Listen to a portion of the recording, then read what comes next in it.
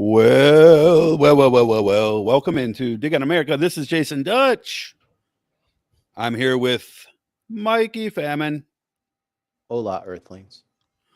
Big Hasalasa Ding Dong. What's up? How's everybody doing out there? Audio podcast. Let me do my thing for the visual people too. Haas is waving to the listeners on Spotify. Wave to our Twitch following. Yes. Well, they can see you though. That's what I'm saying. And if you're listening, go to our Twitch. Twitch.tv/DigOnAmerica. Do it. Yes, definitely do that. Wednesday nights. Do it now. Get to the Twitcher. Leave me alone, Haas. Haas has been targeting me for spit takes, and I don't appreciate it. I will be letting HR know on Monday morning what your shenanigans you've been up to, sir. And then he said, "Oh." We'll be letting HR Johnson know. Yeah, she'll be in here. Yeah, she'll be here soon. Possibly in trouble. Cheese, what up? Oh, Cheese is on your new mic. He's out of your mic. Touch your mic. Touch your mic. My microphone. There I was throwing up some gang signs for the audio listeners. Yes. As soon as Black History Month is over, here's what we get. Yeah. What gang are you in Connecticut? Can't you tell? Connecticut Crips. Yeah. Well, it could be the GDs. I mean, blue is different all over the spectrum. You know. I don't know what Connecticut has. You're not affiliated. I'm not affiliated. Which cheese gang are you in? I mean, if you had to join a gang of I guess cheese, that would be blue cheese right now. I've started a cheese themed cult. Blue cheese that is close enough. The blue cheese disciples. The blue cheese crumble. Dutch, I don't know if you know, but I lead a cheese themed cult. Also true. Is it like de facto Satanist or is it just overt? No, we worship cheese. I don't know anything about the Satan. But that Jesus, Satan. Sign me up. Worshiping anything other than Jesus is worshiping the devil. Remember that. Oh, I cussed out a Calvinist last night. That was fun. Really? Mm-hmm. That's about online or in person? Online. For about a good hour. He didn't know when to just take a licking and just pause and just keep going. Just like, dude, I got you. You fucked up. Licking for an hour, and he just kept coming back for more. My tongue is strong.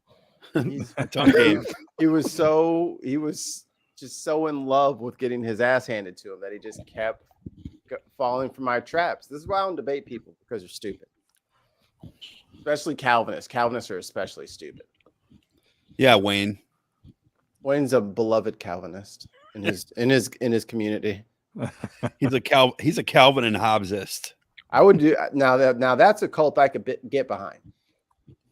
When scientific progress goes bonk, get into the transmogrifier. Yeah, man. Hey, speaking of Calvin and Hobbes, might as well use that as a segue. Attorney Anna will be joining us shortly. I could throw a challenge flag, Haas. I don't think something can be a segue if anyone says the word segue. Yeah, that's true. Okay. Anyway, I segue here. After further review, challenge is upheld. You got wait. You gotta echo it. After further review, the challenge is accepted and upheld. First down at the 30-yard line. Let's go, baby. For the Famines. They will not be charged with a timeout. You're right. We need challenge flags. Our first ticky-tack penalty of the day. All right. Make a challenge. Make a challenge flag emote. That's a good one. We'll do that. I'll make a challenge flag emote. I just got to I'm learning how to animate them right now, so we'll do that. Maybe that won't be a good animated emote. Or we can do it like, well, who was it? Orlando Brown. We'll have it hit somebody in the eye. Oh, Orlando Brown got hit in the eye and it cost him his career. Yeah, he lost that eye, right? He got blinded, partially blinded in that eye. He lost his eye, but he he lost use of that eye. Yeah, he could no longer see peripherally, and you kind of need that when you play tackle in the NFL, especially left tackle. No, we're gonna have to put you on the other side, homie. No, you a right tackle now. Move over. He tried for a couple years, but couldn't do it. Yeah, there should be a way Because to, to fix that. What happened was, up until then, that's how the referee would identify who the flag was on. Is they throw it right at the person who's committing the foul. But he throws the flag and he just happens to be turning and hits him in the eye. Yeah, they changed that rule because of that. Hold on. But back to the cartoons. So, and by the way, since he just talked about sports, I am wearing the Blackhawks jersey today. Adios to the great Patrick Kane, traded yesterday by the Blackhawks for a measly second-round pick.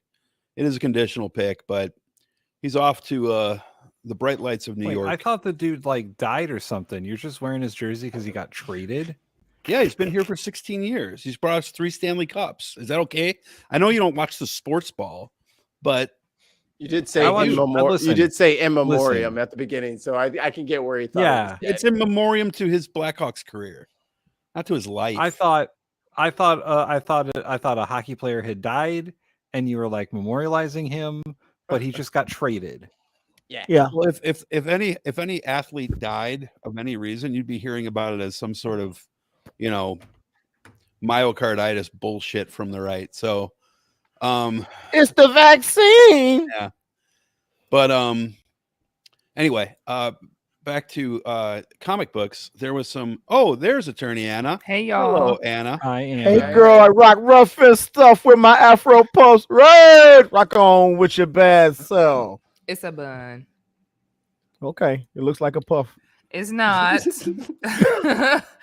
But thank said you. It looks like a puff. I knew guys. How are There, you? now. What's up? How you doing? Got know. your little baby hair out? Mm-hmm.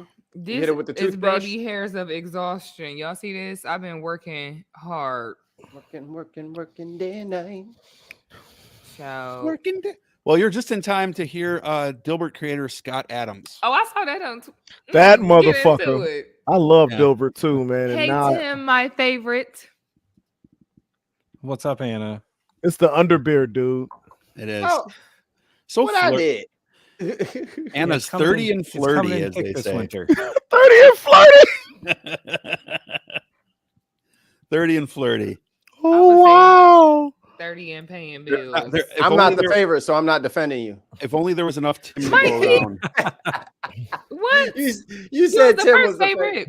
He's like, my defense is contingent Yes. upon most favorite nation status. Mm-hmm. Okay. Let me revise. Tim, are you gonna be mad? Nah. He ain't even listening. Okay. I'm listening. favorite. We cool. By the way, Tim, He put on a bandana and start talking slang. We cool. Hey, what can I say? I'm rubbing off on that guy. All right. He like, we cool. We cool, cuz. We cool. Hey, you play a little Call of Duty with Mikey Fam, and sometimes that St. Louis just kind of leaks through the game.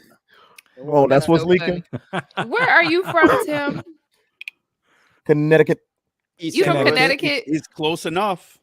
Dang. East St. Louis, Hartford. He's close Come enough. on, East St. Louis. You know I got family in St. Louis and Michigan City. Oh, well. Nope. Michigan City. I probably know. I go to Michigan City and shop sometimes. Oh, for real? What you shopping for? Whatever. They got a little outlet mall there. You know, I'll be shopping for the deals. I got kids. I hear that. I love that's the qualifier because I be shopping for deals with no kids. No Hey, kids. look. You Hey, just do stacking me- chips. Hey, I'm just in there with y'all, all the people with kids. just do me a favor there. Pulling Haas. up in our Toyota Sienna. All the baby girls' clothes. Just go ahead and put them in the bag for me. Man, by the time your girl big enough to fit in the baby girl's clothes, them clothes gonna be out of style. That sounds like my baby girl clothes don't problem. Go out of style. What are you talking about? It sounds like you finna have your baby looking like she a blast from the past. Why would Hell you do yeah. that? Right. No, Yeah. baby clothes stay in style for at least like a decade. It's No, not like That's we're Yeah. talking about up until 12 months. After that, when you start putting personality on these little kids because they know what they want. My daughter is 7. 7-year-old Lucy, don't wear shit that she don't like. okay. So I know that's right. I know that's right. First of all, So I'm this is dressing what you're doing. myself. And Anna, do not ever let that little girl get on screen with you. She will absolutely steal your heart. Don't do it. If you see her Listen. coming up, run away. She is the cutest little thing. Do not Yeah, look her I'm directly in the eye. I'm She open to was- being stolen. I'm open to it. so She is a whole ass trip. She will hit so you with funny. I'm not wearing that, Daddy. I don't like that. Okay, Or, girl. or she'll hit me with this. She'll like some mornings, like because I used to do her hair all the time. So some mornings she'll come in and she want my style. Daddy, can you make me a high bun? Can you make me a high bun, Daddy? You slick it back better. I love that. I'm like, okay. Or she want a braid. Daddy, can you make me a braid? I got you. Or when it's time to oil her scalp, I do that. All of the parting and the oiling, I do that. Y'all better be girl dads. I love this. Oh, I'm a total girl dad. I'm a boy dad too, but I'm definitely, with I do 99% of the hair when it's time to do hair and stuff. Oh, I really? cut the boys. I cut the boys' hair, and I do Lucy's hair most of the time. If she asks for it to be done, Okay. she wants me to do it. She don't Most ask of the time, mom? if I'm not home. Not if you ain't home. You the primary hair doer? Oh yeah, it's been that way Why? through both my marriages. Do you do hair? I cut, I fade, and I'll braid. Did And you go I'll- to cosmetology school? Mm-mm. Oh, I started- well, I started by- he getting I the started- chair. You just over there He's a- doing hair. Like he's that cheap labor. And over there, like, Yeah. so on Thursday, do I'm you like, have because I a need some braids. 5:30? I'm trying to figure out if you do knotless braids. Like, I'm like, what is the extent of your service? I can do some things. I'm an onion. I got multiple talents. I hear it. Layers.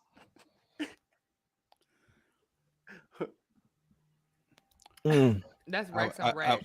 I was just No, waiting to make A whole nother level. You remember that from Key and Peele? Yeah, but No. Or More Money with Damon Wayans. Anyway, Dilbert. Where's the Wayans at these days? I haven't seen them in 1,000 years. Well, now they got a sister? Marlon pulled out a special, which was plastic. They're not stand-ups. Damon's a good stand-up. they got a sister who does stand up. If you ask her though, she'll say she from the poor side of their family. Stop. For real. It's about Hey, 300 of them. She better stop talking about brother Keenan Ivory Wayans. Listen, I You know never he was- seen it before.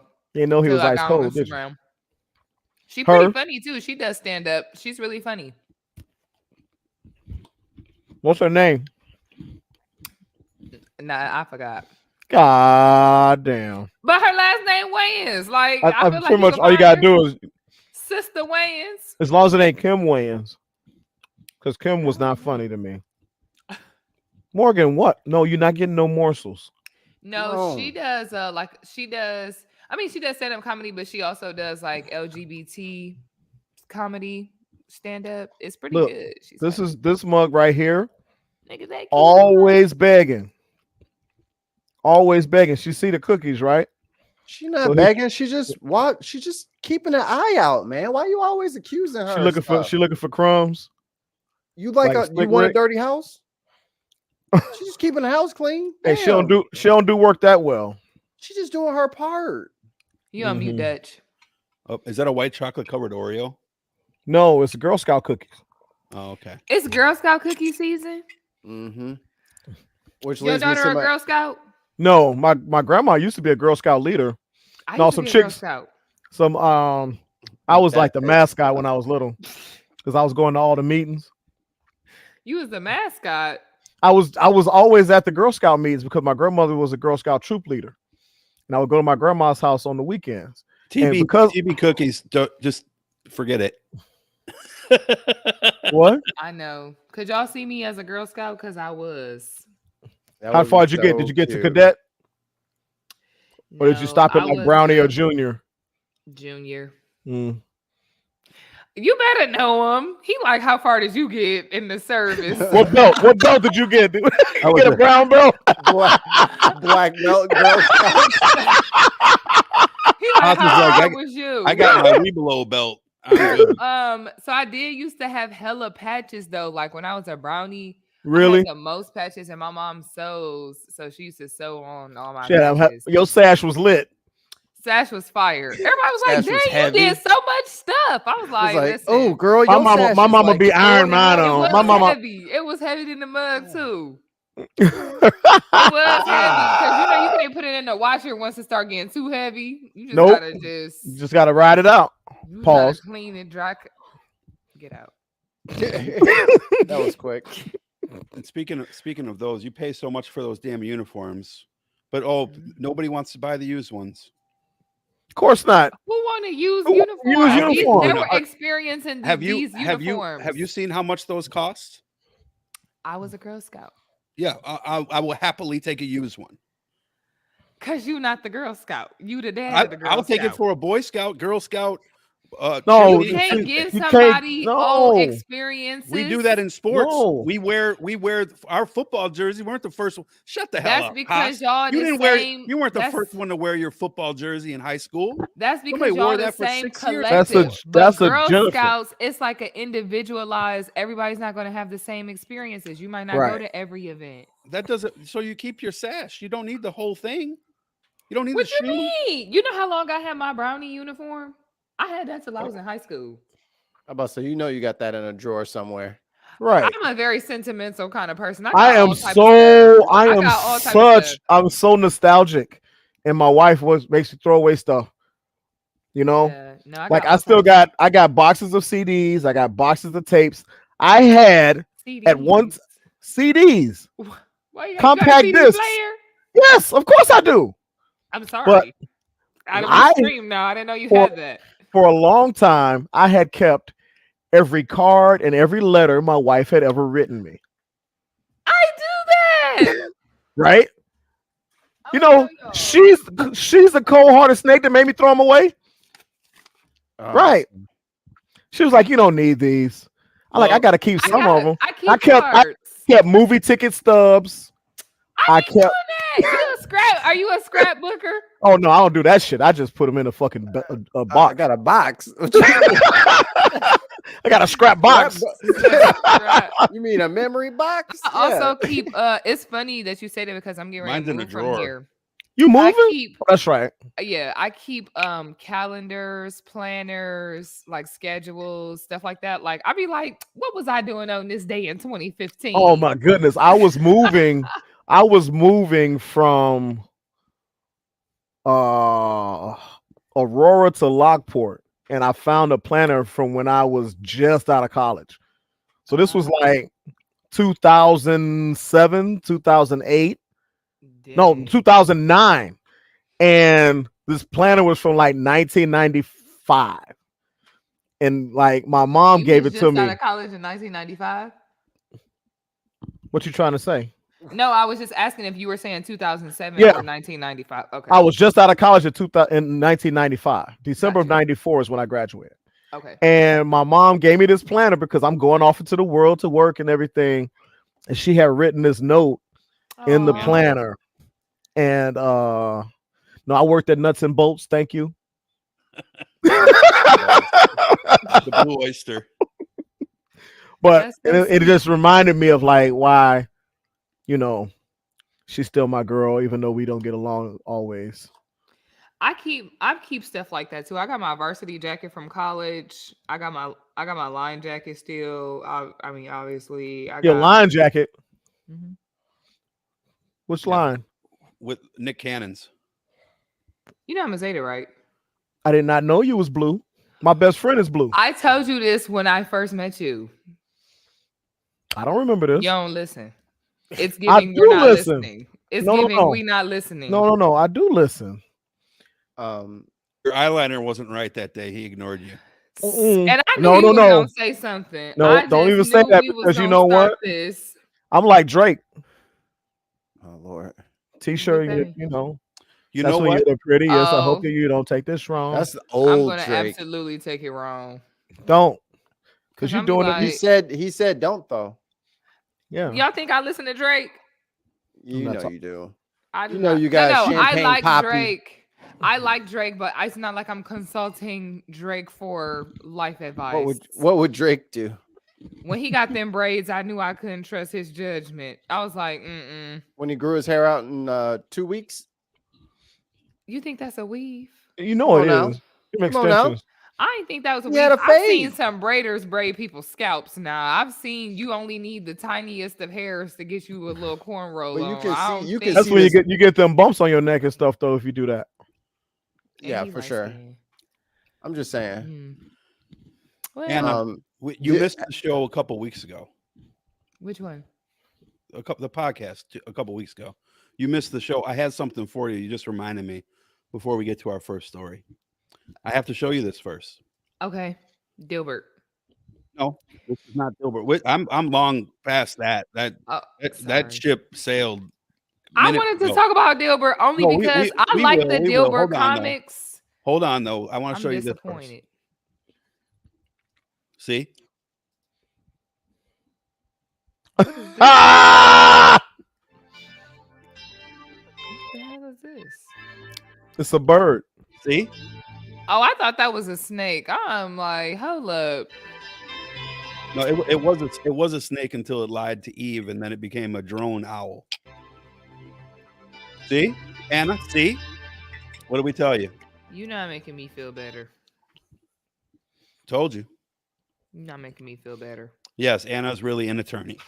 Okay. Who now said that? Hold one- on, because I got somebody in people the full chat. screen. TB Cookies, this is not my normal face. I am so sorry you have to see me like that. I would have drawn my eyebrows on if I knew you was gonna be on here. I had to come on here looking like my actual self. I'm so sorry. Looking good. Don't Haas, trip. I appreciate Looking that. good and sweating Tim. Love it. Yep. I appreciate that. I am really an attorney. That's what they pay me to do. Don't but get in it my free twisted. time, I'm a fashionista. I'm just kidding. I'm a hungry hippo in my free time. All right, I'm going to play 2 clips from this. We'll get to this first story. Okay. I like to focus a lot of my life resources in helping Black Americans. So much so that I started identifying as Black to just be on the team I was helping. But it turns out that nearly half of that team doesn't think I'm okay to be. Pause. Did this mug say I started identifying as Black He so that I did. can show that You heard him. I'm So he on the can team? help. That's how you can help. Oh, Actually- TB Cookies, I'm not offended. I was just kidding. Actually, if you've used your white privilege and male privilege to try to break some systemic barriers down as an identifying white guy, that probably would have been a little bit more helpful than identifying as Black. Just Why wouldn't I identify as white? Nobody take me seriously. But Right. he gets to identify as Black. I want to know, when do I get my Right. white privilege? I need that power? 80. I need that 180 point bump in the credit score and stuff. It's only Yeah. worked for that's only worked so far for Jesse L. Peterson. And Candace And maybe. Rachel Candace. Dolezal. It works for her. She Did y'all hear about the Muslim chick that was Yeah. Black but actually white? Yeah. Her mama was like, she is white as the driven Driven snow. snow. What? I'm like, oh, why they ask mama? You know, Mama gonna tell the truth. Mama gonna Mhm. snitch. Always. Okay, Mama go ahead. Go ahead. I was there at let's- conception. Which is, of course, why I identified as Black, because so I could be on the winning team for a while. But I have to say, The winning team. This is The the first winning political team. poll that ever changed my activities. I don't know that that's ever happened before. What And poll normally you was see it? a poll. Pause. Well, it was just some poll that came out from like some random magazine that was asking people if how they feel about a particular racial group, and it was silly too, because I'm like, what is the point of the poll? Like, what was the intention of the person who had the exactly poll, right? this? Because if you were to poll, and basically the poll said that like 23% of Black Americans aren't okay with white people or something like that. If you were to poll, He said it was half. You would have a because others were like, I don't have an opinion. So he conflated the I don't have an opinion group with the, it was like 56% said no, I don't have a problem with anything. And then it was like, 19% said I'm undecided, because there was probably nuance to why, to this whole thing. And the poll probably broke it down. I didn't read the poll. I had no interest in it. That was my thing was, who are you asking? How are you asking? And how many did you ask? Right. And why are you asking? Yeah. How was the question posed? That's the big Neil deGrasse Tyson thing that I really am sold on. It's like, because like when he was talking to Ben Shapiro about like, Ben Shapiro's like, oh, we should poll people on like, stuff like CRT and stuff like, he's like, hold on, what's the or I'm not CRT, about like trans, right? Right. Like, and he's like, well, hold on, you have to have a reason to do what's your reason to do the poll? And Ben's like, oh, because he doesn't want to say, well, I want to make sure that trans people don't exist. So he like tries to spin around it, but that's always a very good barometer, IMO, to say that, you have to ask why someone's doing a poll. You don't just do it because, like, am I going to walk around and poll white people and say, well, are you okay with blacks or Asians or whatever? Of course, there's going to be a percentage that say, no, I think they're a derelict to society or something like that. But somebody going to chop that up, dude. You're in trouble now. But we'll continue on. You just look at it and you go, whatever. Got him. Yeah. Oh, this is interesting what other people think. But as of today, I'm going to re-identify as white because I don't want to be a member of a hate group. I'd accidentally joined a hate group. So if nearly half of all blacks are not okay with white people, according to this poll. Pause. How many black people are there in America? 12%. Right, 13, 14 million, right? I didn't get a slip with this poll. Not according. It's more than 13, 14 million. I'm just saying 26 million, whatever. I did not get. Did you get Anna? Did you get a questionnaire, Mikey? Nope. No, I didn't get one. If he's gonna take a poll that maybe question 0.02% of the whole entire population of black people and conflate that with all, that's crazy. And you're supposed to be an intelligent human being. And isn't it nice? Part. Isn't it nice to be able to waffle in and out of blackness whenever you want? Isn't that convenient? I guess what I find interesting is that there are so many hate crimes committed by non-black folks, but that, like, you're okay with being a part, because there's people from every ethnic group that commit hate crimes, unfortunately. So why say that you're in a safe zone by re-identifying in your group? Right. But this wasn't even about doing violence. This was about like social perceptions. Yeah, but I'm just saying, like, if you're going to try to, he said, I don't want to be part of a hate group. If you don't want to be part of a hate group, like, what about the people who are? What about the KKK? What about the 3%? Yeah, what about that? I mean, like, I'm just saying, don't say that if you aren't gonna call it both ways. You ever notice that the 2%ers became the 3%ers? They're moving up to. They're gonna be like the 8%ers in a minute. So, cookies, race fluidity. That's funny. Half of all blacks are not okay with white people, according to this poll. Not according to me. According to this poll, that's a hate group. That's a hate group, and I don't want to have anything to do with them. All right, so I'm gonna. Where was this energy for like other actual hate groups? Like, oh no, he back with them. The Aryan Nation. Yeah, they get no smoke. Here's the conclusion of it. If you think that's bad, guys, it gets worse. All right, so let's watch. Oh yeah, TV. Who said that? The best advice I would give to white people is to get the hell away from black people. Oh. Just get them away. 47 million. Wherever you have to go, just get away. Because there's no fixing this. Oh wow. This can't be fixed. Oh. What Right? can't This we can't fix? be fixed. Now here's where he comes out as a liar.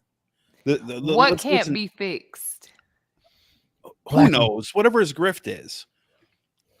But It. listen Damn to it. this. Listen to the end of this sentence. Listen to this real quick. Because remember what he just said a minute ago. He said, I've been identifying as a black person. And he just said this with his mouth, the mouth between his ears. He said, I've been identifying as a black person to help out and being on the winning team. Mm-hmm. But he just changed his mind today. This was 2 days ago, based on this poll he read 2 days ago. And now he's going to say this. You just have to escape. So that's what I did. I went to a neighborhood where, I have a very low black population. So when did you go to that neighborhood? Because Yeah, I thought you were identifying as black. Right. When did you go? You just up when and did you moved in a go? day? You bought a house in a gated community in a day? Well, I just have several. And got it fully questions. furnished with your little accoutrements on the shelf and shit already? Not even in a day. It was like within moments. Right. I just have so many questions. The first thing was when he made the winning team comment. Just Yeah, because that shows as a matter of course, when have Anna, can you do me a favor? Can you move your mic a little bit closer to yeah. your face? I can't hear you that good. Yeah, sure. No, as a matter of course, when There we have black people in America ever been winning as a group? Hashtag winning. I mean, Yeah. just in general, like As a group. there's not in no metric have black people ever. I mean, and actually, I take that back because I believe that I read more recently that black women are now the most educated demographic in America. But that is very within the last 5 years to my but understanding. has that translated to equal pay? Has that translated to more opportunities for employment? No, it hasn't. So that's the first thing. But I guess the second thing is when you say this can't be fixed, and by it I assume he means the alleged hate group that all black people belong to, I guess. I just find it so interesting that you would then say, like, I had to basically get away from these people being black people, in the sense that for the majority of this country's history, a lot of white people did not want to be around black people in general. So with the Civil Rights Act, it was only passed in 1963. Yeah, I went like this. I was like, wait a minute. So for you to say like the only way to go is to escape. Tim's gone now. I already took out And his then internet. the crazier thing is, it's not like black Africans just came and took a trip to America and just stayed. Like, it's not like we voluntarily came here. Like, it just ignores immigrants. so much of history that is just honestly shocking for someone who would seemingly be intelligent, at least intelligent enough to write satire and be published for a number of years. So that's really disturbing to me, I guess. It really frustrates me when they treat black people like immigrants. Yeah, you're not immigrants. Like, I'm not a fucking immigrant. Like, no, you're an original American. And I'm not saying like there's like, I have mad love for immigrants, but to be treated as if I didn't belong here. Mm-hmm. And or like, as if you made a decision, or as if you made a decision to come somewhere. That's the difference. Is I think immigration is you're making the decision that you're from someplace and you would like to go someplace else.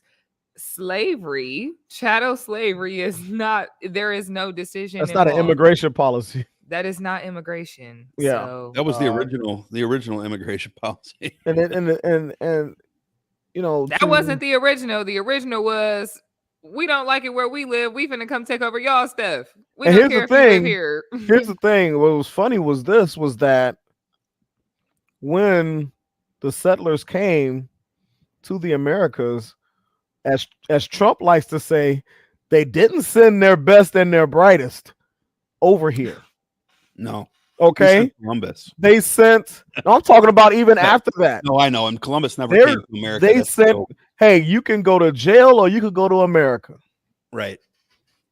And a lot You of can, yeah. and then in some countries, they would take these prisoners, these male prisoners, and literally cuff them to prostitutes and send them over. So, come on, man, quit playing. And then this guy's talking about to join the. I was identifying to join the winning team. So you It was out there what, being oppressed out there. what do you think? What do you think you were losing? Everything. What was his black experience? Yeah. I'm just curious. Oh, Yeah, I mean, he's he been got beat doing up these by the comics. cops a couple times. He's been doing these comics for years and been very Years. successful at it. So Years. how populated was the black community he was living in before he moved to a less populated one? So you know I what? doubt Hold if on it a second. was. I doubt it was predominant. He didn't start identifying as black and then move to Compton. Hold on. I want to throw something out. This is a theory. I have no evidence for this. It's just a theory. Well, I have some evidence. Here's my evidence. His podcast, as I was showing Mikey before, was getting up until last week 1.3 to 2.1 thousand, 1,300 to 2,100 views per episode. Now he's hitting 40s, 50s, 70s, 90s. Now, what has been happening to the print industry over the course of the last 2 decades? Right. Therefore, and where does he sell his comic to? Have you seen any Dilbert movies? There was one. Did Dilbert even talk in the comics? I felt like it was just Yeah. him thinking. No, He talked. And it's always been a conservative comic, right, to a degree, but it wasn't like overtly conservative. It was pro-capitalist and stuff like that. But The Dilbert movie came out in 1997. it must not have done very well. We don't Of remember course it. not. Yeah. So I'm just saying this he might be saying this because he's like, you know what? I'm not saying he doesn't believe it, but I mean, he could. Hate pays. Candace Owens made a career out of it. All these, it's a whole bunch of people that made a career out Kyle of doing that. Rittenhouse is famous for literally killing people on the left. Yeah. So, what more evidence do you need? Real quick to the chat, HR Johnson, hello. Groove Dragon, hello. TB Cookies, hello. I spelled this wrong. Groove Dragon. Everybody. That's an amazing band name. That's an amazing band name. Groove Dragon. Groove- That's Dragon. That's probably Groove Dragon is probably from TYT because of the dragon, I would say. Hey, They have Dragon. they have the dragon what is it? The surname. They play ska metal. They I was play about to ska say, metal. I about to say that sounds like an unreleased Earth, Wind, and Fire album. The Groove Dragon. Oh, you heard about the Groove Dragon? Hey, it's unreleased, man. You gotta go. You gotta fly to Paris just to listen to it. Groove It's Dragon is dynamic. giving me more like Parliament, not really like Oh, you think it's Groove fun? really Dragon. Earth, Wind, and That Fire. funk. That I feel like slime that's family P-Funk. stone. That's P-Funk. Yeah. See, you're getting love today, Groove Dragon. Where else you get this kind That's of a love? cool ass fucking name, man. I like it. It could be the Muse song. The Moose song, Doja Cat? No, the Muse. The Oh, Muse. You know Muse. that No, that his- band, The Mused, No. No, never heard of it. The Mused. The Mused. No. Oh, Wayne Waymaker says, "Fuck you, Tim." Oh, that's Wayne knows who comment the of the Muse day. is. He likes to listen to The Muse. He is a muse. All right. So speaking of a muse, all right. So there's a couple of things in the Supreme Court going on right now. The first one that I want to talk about, I know Anna's got one that she specifically asked us to cover, and we'll probably spend most of the time on that. But I think it also makes sense to discuss the following here. I don't know why I've pulled up. I don't know why I've pulled up. Yeah, why you TYT pull up? for the second time? Pre-show Pre-show. I thought I had a different. You know, the red tube jokes are old. I don't use this computer for red tube. I do it on my phone. The red tube is on my phone. Wait, It's Dutch, on use my RedTube, phone, use not the Pornhub computer. like a real man. It's impossible. I'm not going to hold the computer in the bed with me. That's absurd. You're not supposed to hold it. You're supposed to lay it next to you, dude. Don't you have a smartphone? What do you think? What do you That's think? why I got the VR sitting there goggles. doing holding a laptop. I'm not gonna on play with top of y'all. my None of y'all. I'm not doing I this. know you're Chromecasting it, dude. Put it on the TV. Chromecasting it. Chromecasting, son of a bitch. Welcome to 2023. You're still using Chromecast. That was like that's so 2014. You got that app. That's the point. Air. Josh is out there screen sharing his phone. Over the Wi-Fi. All right, so I'm just gonna play a quick second from this. I just want to have. I want to see. Finally, something it's- we can get behind.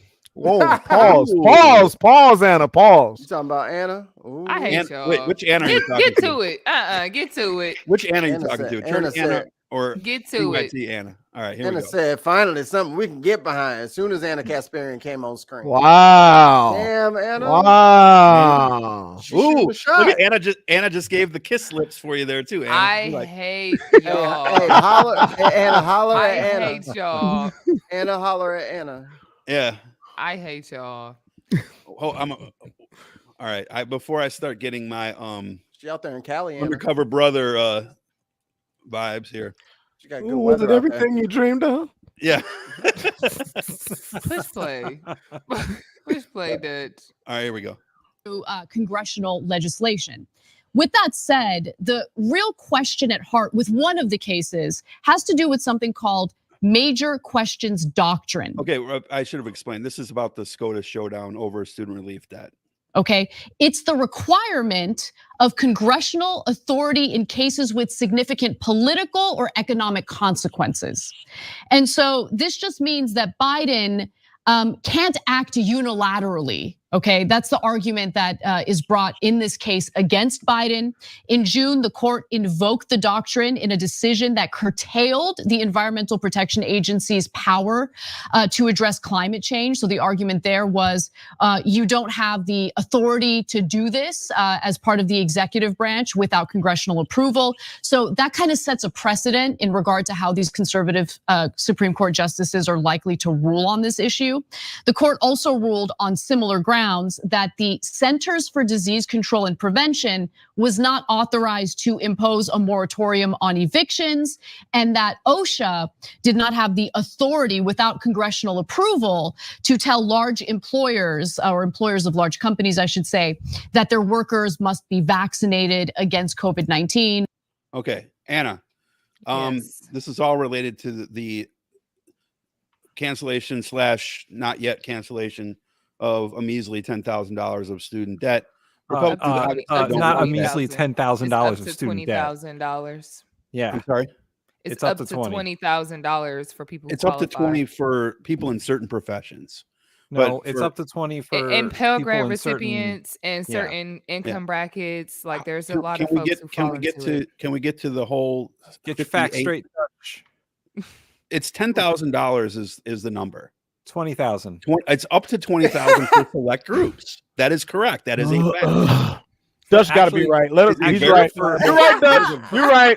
You're right, Dutch. I know I'm Okay. right. For most It's Oh, a I know you know. I know you know. I know you know. that it is $10,000. If you for ever received a most Pell people who Grant from the qualify. US government, it's $20,000. Okay, That's what he's saying. You're proving his That point. doesn't You're affect right, the Dutch. You're idea. right. You're right. You're right. not Let's every go. single person has a Pell Grant, so we can't. So we shouldn't. Okay. advertise Most it as being people who've something applied that's for not. student aid have gotten Pell Grants. Most people. I didn't get a Pell Grant, You made too much money. so yeah, at my job at Dominic's grocery store. Yeah, you made too much money. But Or your parents made too much money. the 59,000 is what I owe. I think the wife owes what 90. I'm sure Anna has that from multiple levels of. We count her pockets. I know Haas has probably accumulated some. Yeah, damn master. $60,000 is what I owe. Yeah, so I stick with my descriptive term of measly.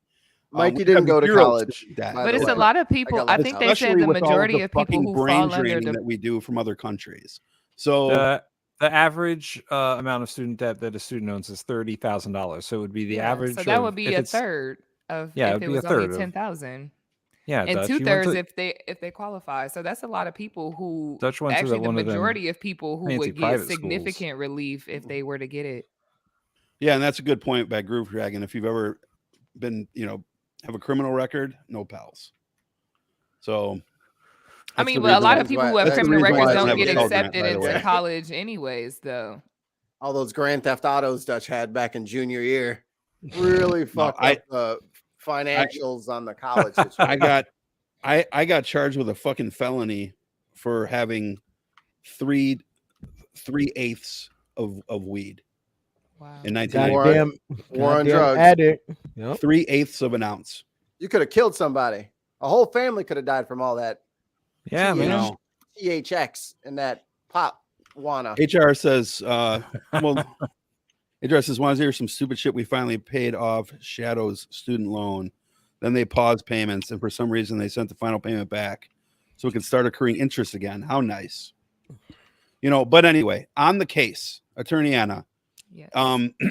where do you see this going? I mean, I'm just my quick 2 cents before you start going. I think it's going to be I think this is basically going to be another partisan ruling. Let's hear Anna. Maybe like what Roberts did with the ACA, but go ahead. Let us know what your analysis is. Long story short, I think that given the history of this particular makeup of the Supreme Court, it being conservative leaning, and some of the questions that they asked during oral arguments, it just seems like they do not believe that President Biden has or they're going to say that they don't believe that President Biden has the authority to act unilaterally without Congress in this way. The writings on the wall are for that. As with the what you just mentioned in the former EPA ruling, they've basically been undercutting administrative agencies, saying the CDC doesn't have power to declare moratorium over eviction, saying that OSHA doesn't have power to basically enforce employment laws like vaccination requirements, which is a big deal. Because normally, if I'm not mistaken, these administrative agencies do have power that is vested to them to be able to make certain rules and regulations such that they are to be followed. Just like when OSHA was created, companies have to follow these occupational safety and health rules. And the whole purpose was because the thought was that Congress it's a waste of time for every single issue to come before Congress. So we're going to create these administrative agencies that specifically are empowered to deal with these issues on their own. So that was really the whole point. But the Supreme Court in this recent term has kind of cut their legs out from under them, saying, yeah, you can make decisions, but not this one. This one is too big of a decision. And when the reporter mentioned big companies, they mean companies with over 200 employees, because the OSHA kind of breaks them up for various regulations depending on how many employees that a company has. So I don't think that the ruling is going to support the Biden administration.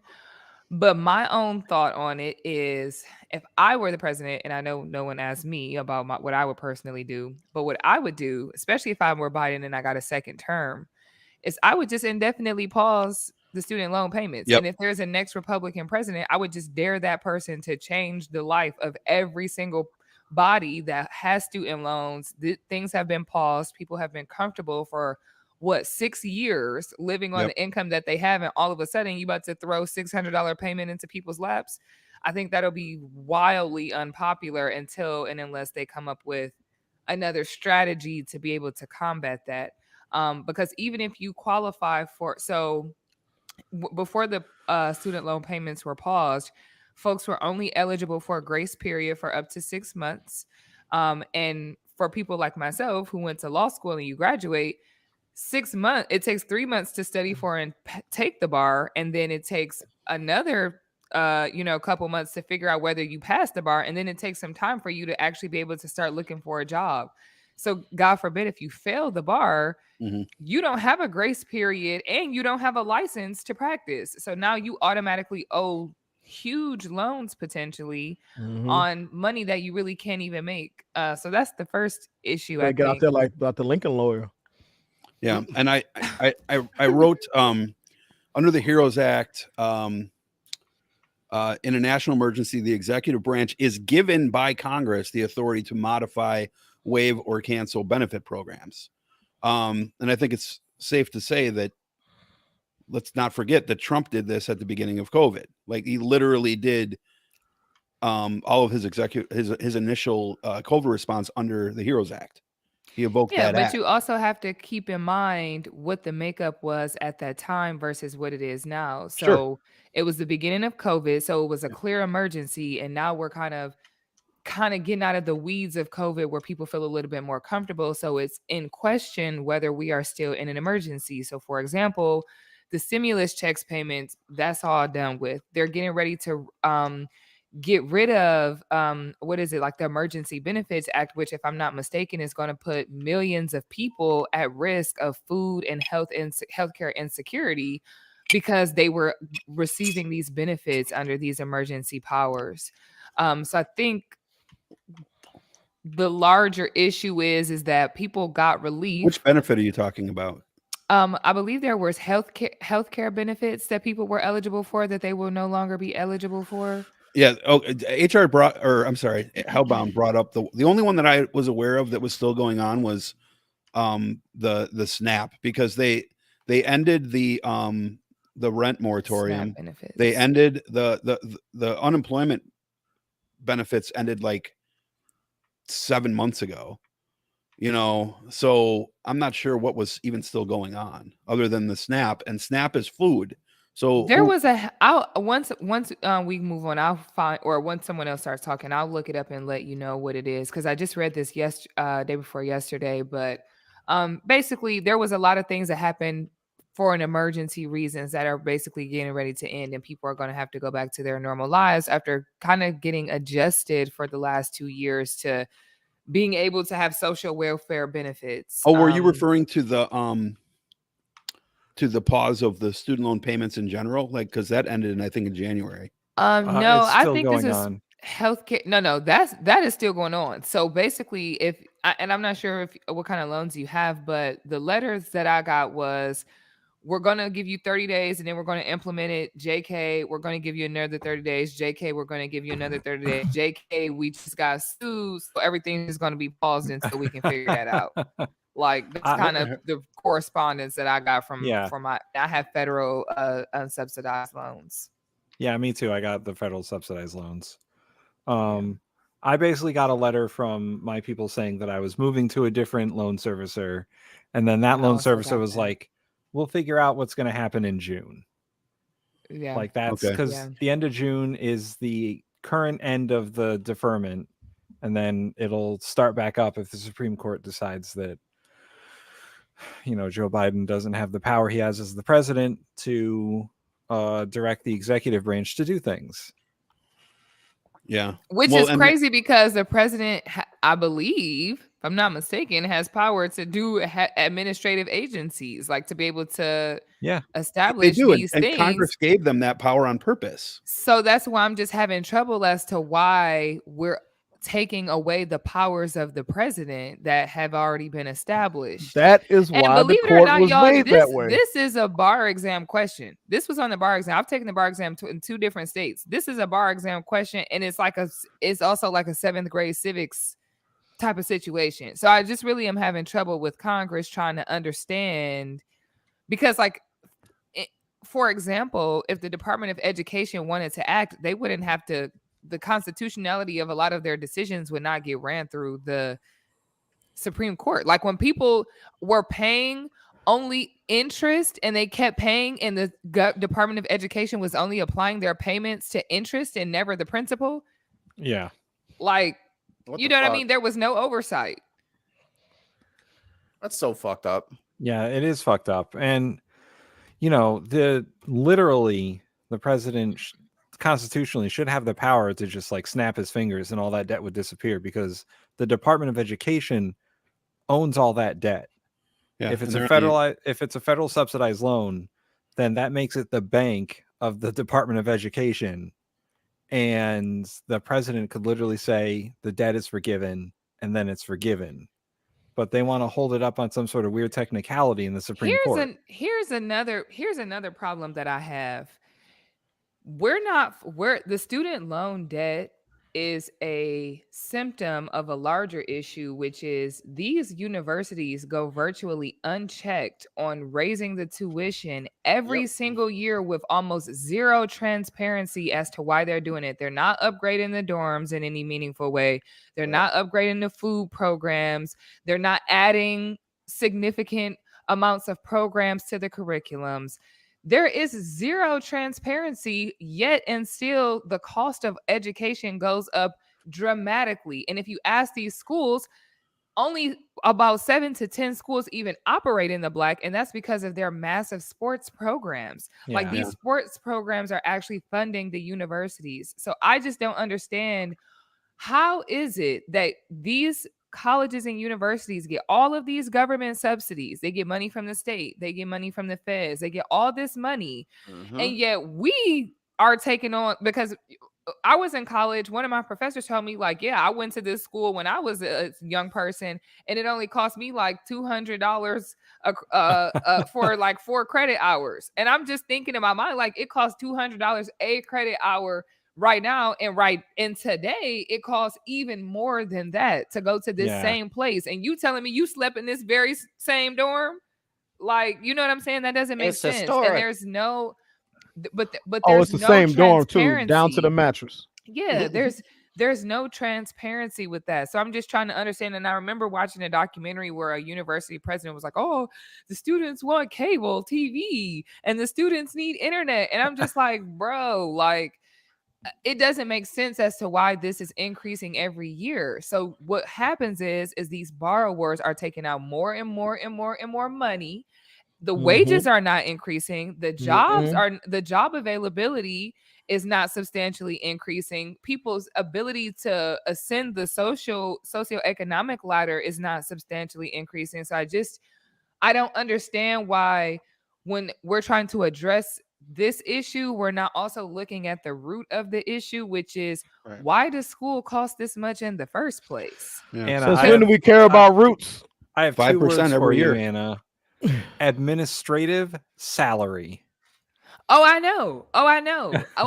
And when I found out that certain university presidents make millions of dollars, I'm not saying that's a light and easy job, because I recognize It's hard work. that it is a difficult job. But at the same time, you can't tell me that running a university is more difficult than you being a CEO of a Fortune 100 company. Like, you know what I'm saying? Like, it is a business, just a big business, just like other big businesses. Like, there are companies like Procter and Gamble, for example, and recognizing that that's a private company and that person probably makes just as much or more as a university president. But at the same time, the difference between Procter and Gamble is at least they making their own money. We taxpayers are paying for you. Like, Well, isn't it funny how they love when workers organize? When it's Who CEOs, does? they love CEOs organizing. Well, Who and here's the does? thing. Republicans, they love that. They hate worker organizing on the bottom levels, but organizing on the top levels and all these trusts and collusion and insider deals and stock buybacks. And how much did they get when Trump bailed out the stock market crash in, what was it, March of 2020? Remember when the stock market crashed in March of 2020? And it came back up in like 3 days because he put like trillions of dollars into guarantees and all that type of shit. $500 billion in one day. That's how much it took to keep the economy from collapsing. Apparently, the Fed pumped $500 billion into the economy in a single day because all the yields were crashing. I'm like, oh, so y'all got the money, basically. Yeah. Oh, they got the money. Y'all found it. The government decided it could just print money, and it did. That's what happened. They just print money, and now we have inflation because they had to do it. They had to. But this is the consequence of them having to do it, and they don't want to deal with the consequences of their own actions. And I'm pretty sure that was under the HEROES Act too, because that was Trump, and that's why I'm thinking if what Anna said earlier, I think is what Biden will do if Biden is smart and if he actually cares, which remains to be seen. I'll give him benefit of the doubt at the moment, but he cares about being president again. Well, I'm not even sure he cares about that. Well, we'll find out. Joe Biden already told us, basically. If they cancel all this if the Supreme Court rules against this, I think what Anna said is what Biden will probably be advised to do, which is to just pause indefinitely. And then they can take that to court, but then they're going to have to take their boy Trump, because Trump is the one who initially did this under the same pandemic. Yeah, but he's not the current guy. Like, yeah, you're not going to be able to retroactively get a president to testify as to what they did. No. I'm not saying they're going to have him testify. I'm saying, but they're going to have to basically be hypocrites and go back against everything that they supported in the beginning of the. I don't even think it's proven. They've proven though. I think it's that have you met a conservative politician? They've proven they have no problem. They have no problem. Good, then going back on every. They don't, but it doesn't matter. It doesn't matter. No, I'm not. You're missing my argument. Well, you're missing my argument.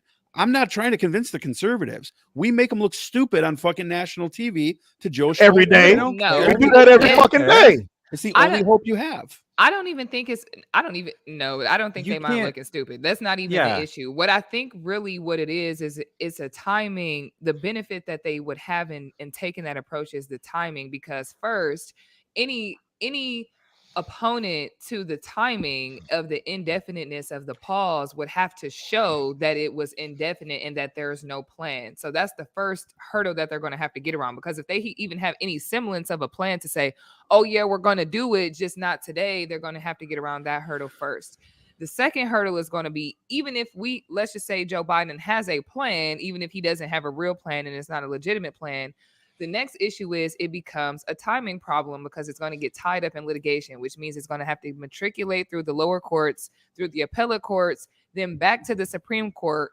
And that's all going to take time. And by the next time, but whoever is the next president, depending on who they are, they're going to have to be stuck with that decision. If it's a Republican president, maybe, and again, it just depends on what qualifies as indefiniteness and what the legal challenge is to that. Because like, if 2 years into Joe Biden's potential second term, if he's saying, yeah, we're not really doing nothing about it, who's going to be shouting from the rooftops, he's never going to do it? Like, you're going to have to prove that he's never going to do it. And if he says, oh, I have a plan in my fourth year, that's well within his purview as the president. So I just think that the benefit that Joe Biden has, if he took that approach, is he actually has the ability to drag it out, because it's hard to say, you're not gonna act and I'm trying to challenge your inactivity, versus you're doing something and I'm trying to stop you from doing something. I think that's the difference here,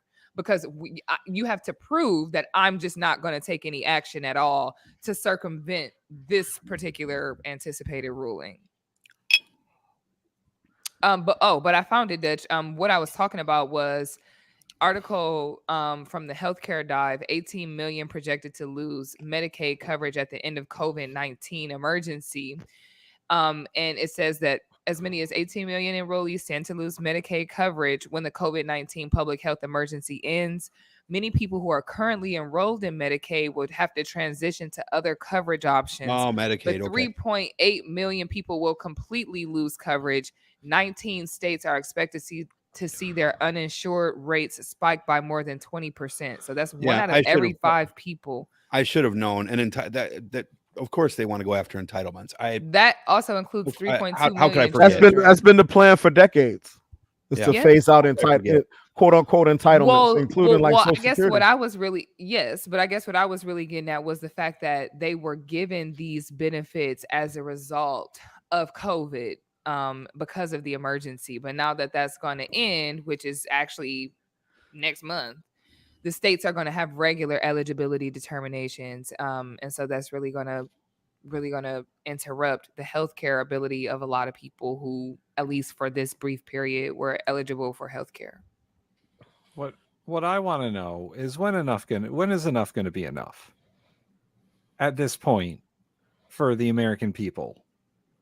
When is it time to actually hold people accountable to their fucking actions? Here's the thing, though, Do is that we ever? when Matt Gaetz ain't in jail. We ain't ever doing that's it. right. But that's what I'm saying. Jeff like, Jones is still out there too, or whatever his name is. McCarthy much- just gave away January 16 footage. We never coming out of this. Oh yeah, crazy he gave loop. it all to fucking Hannity or Tucker Carlson, one of those guys. They're all Fucker. Yeah, he gave it the Same fucker. thing. But like, when is fucking anyone in Congress going to be held accountable for not doing a goddamn thing? Held accountable by who? Right. By the people who should be furious. You mean the people who they prevented from voting, who they just redistrict y'all right into a little corner? You mean those people, the 10 million people whose votes are equivalent to one person? Get up off your ass and walk through the snow to the polls. There's no You excuses. mean no water in the poll line? Do We like gonna make the poll line founding as long as we fathers. can. Ah, got another one. Do like the founding Those fathers. accountable to those people. Works every time. What I'm honestly surprised at, and actually maybe it's just premature, but I think that folks will have enough. You know what I mean? Like, because once what was the decision? The abortion decision, what was it? Dobbs versus Jackson Women's Healthcare. When folks was protesting outside of Brett Kavanaugh, Clarence Thomas's house, you saw they changed the rules on where you could be standing real quick. Well, we were talking about that on Speaking from the Center because there was a congressional hearing today where Ted Cruz and what was his name, Josh Hawley, grilled the Attorney General about that stuff. Yeah, That's and they were like, twosome. "Oh, how come you didn't do anything to defend the judges because of this statute and this law where if you can't try and influence a judge by protesting it as property?" And Garland was like, "But I sent like 70 U.S. Marshals there to protect their houses. What are you talking about?" And Ted Cruz just was like, answer yes or no. Yeah, he's like, "Well, how come nobody was arrested and then convicted?" And the Attorney General was like, because nobody was arrested there. No, he was yelling at him, why didn't you prosecute? Yeah, why didn't you prosecute them? And he's like, how do you decide which laws you prosecute and which laws you don't prosecute? He's like, that's so interesting for him to ask because wasn't Ted Cruz a prosecutor at some point? Yeah. And he knows that they have prosecutorial discretion, because my answer would have been like the same way you did when you were a prosecutor. Could you even imagine Ted Cruz as practicing in Cancun in a practicing snowstorm as a defense attorney? Can you even imagine that? Well, he was instrumental in the 2000 election because he was a Supreme Court clerk. He would never be. He could never be a defense attorney for. He just Ted Cruz. Ted Cruz. He was a prosecutor. He could absolutely be a defense attorney. He ain't defending me. He could absolutely be a defense attorney. I don't think. I know that. I'm sure he can do it. I'm saying I couldn't see it because he's just always prosecuted. No, you got to see it. You have to understand this about lawyers. Whatever side you on, that's the side you on. And you can make a silk scarf out of some mess real quick, depending on who's paying you. So I think for prosecutors, because prosecutors historically, I mean, government attorneys in general, but prosecutors especially, notoriously don't get paid that much because at the end of the day, they're government employees. But the benefit is that if you're a prosecutor, you have immense ability to ascend into politics. You have immense ability to ascend, as he did, as you can see. Like, he might not be able to make money directly in his role, but you have such power and influence having been a prosecutor for some time that he literally does you get it on the back end while he's in office. You said what? So, Ted Cruz did what? Everyone has a podcast. He literally has a podcast. I don't think it's anything wrong with you having a. Who else in the Senate has a podcast? All Am I of missing them, I it? honestly sure. don't think it's a bad way to hear from my actual elected officials about what y'all talking about. Like, I don't have a problem with you having a podcast. What I have a problem with is you supposed to be When you take representing me, ads? you in Cancun in a snowstorm. That's what Well, I have a that- problem with. I don't have a True. problem He with had you to do the pod. getting He had to out do the. your message about what you're doing to me, because you're supposed Yeah. to be talking to me. That's part of your job. that's He had to true, do but the- his he had to do podcast the- is not about that. His podcast is not about what you just said. He had to It do his should podcast. be. He had to do his podcast from his fucking laptop that Cancun week. He had to do that shit on the road. He's like, all right, let me get my. He like, hey followers, it's just me checking in. How are we doing today? I'll let y'all How know I'm is gonna everyone? vlog the whole experience. Check back in about 2 hours. All right, so there's a second case, Gonzalez versus Google. Google. We'll get to that in one sec, real quick. I just want to touch on a couple. Great, googly moogly. Hellbound Hillbilly said Tuck's got the footage so they can show the next group of traitors other routes into the chamber. HR Johnson, we are mad, but again, too many are in survival mode and are too sick, too tired, and overworked to do what's needed. To which Lord Falconis agrees. Groove Dragon, best comment of the night. You got to take the power back. Totally agree. And then tons of mice added some bird stuff.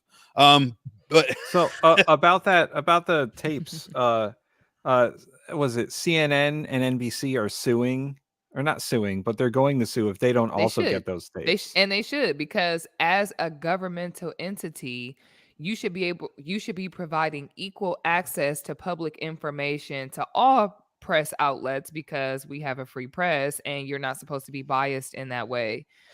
But what's the Here we suit go, is going to talking be about bias. injunctive relief. The doesn't have injunctive fallback relief on- is going to be, we just give it to y'all. You know what I'm saying? Like, it ain't Yeah. going to be, they're not going to get any monetary damages, because there's no economic harm, other than maybe we just missed primetime coverage as well because we didn't get it in time. But I doubt that they would get money.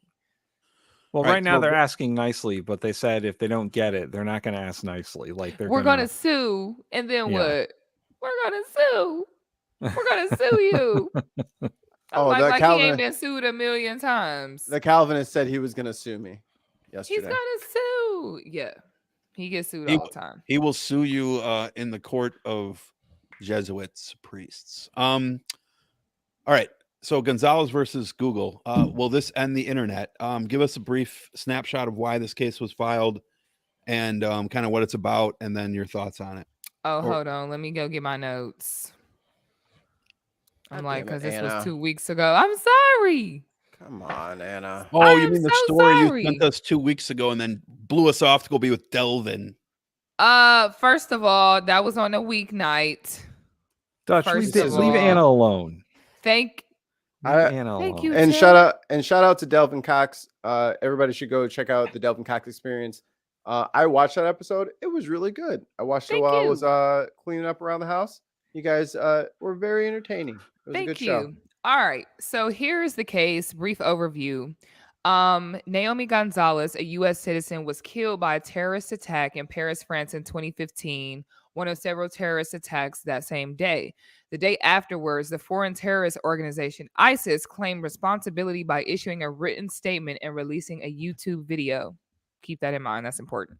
Gonzalez's father filed an action against Google, Twitter, and Facebook, claiming, among other things, that Google, who owns YouTube, aided and abetted international terrorism by allowing ISIS to use its platform, specifically specifically YouTube, to, quote, recruit members, plan terrorist attacks, issue terrorist threats, instill fear, and intimidate civilian populations.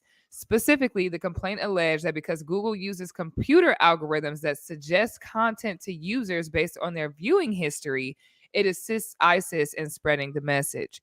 Gonzalez claimed that all three platforms were also liable for aiding and abetting international terrorism by failing to take meaningful or aggressive action to prevent terrorists from using its services, even though they did not play an active role in a specific act of international terrorism that actually injured Gonzalez.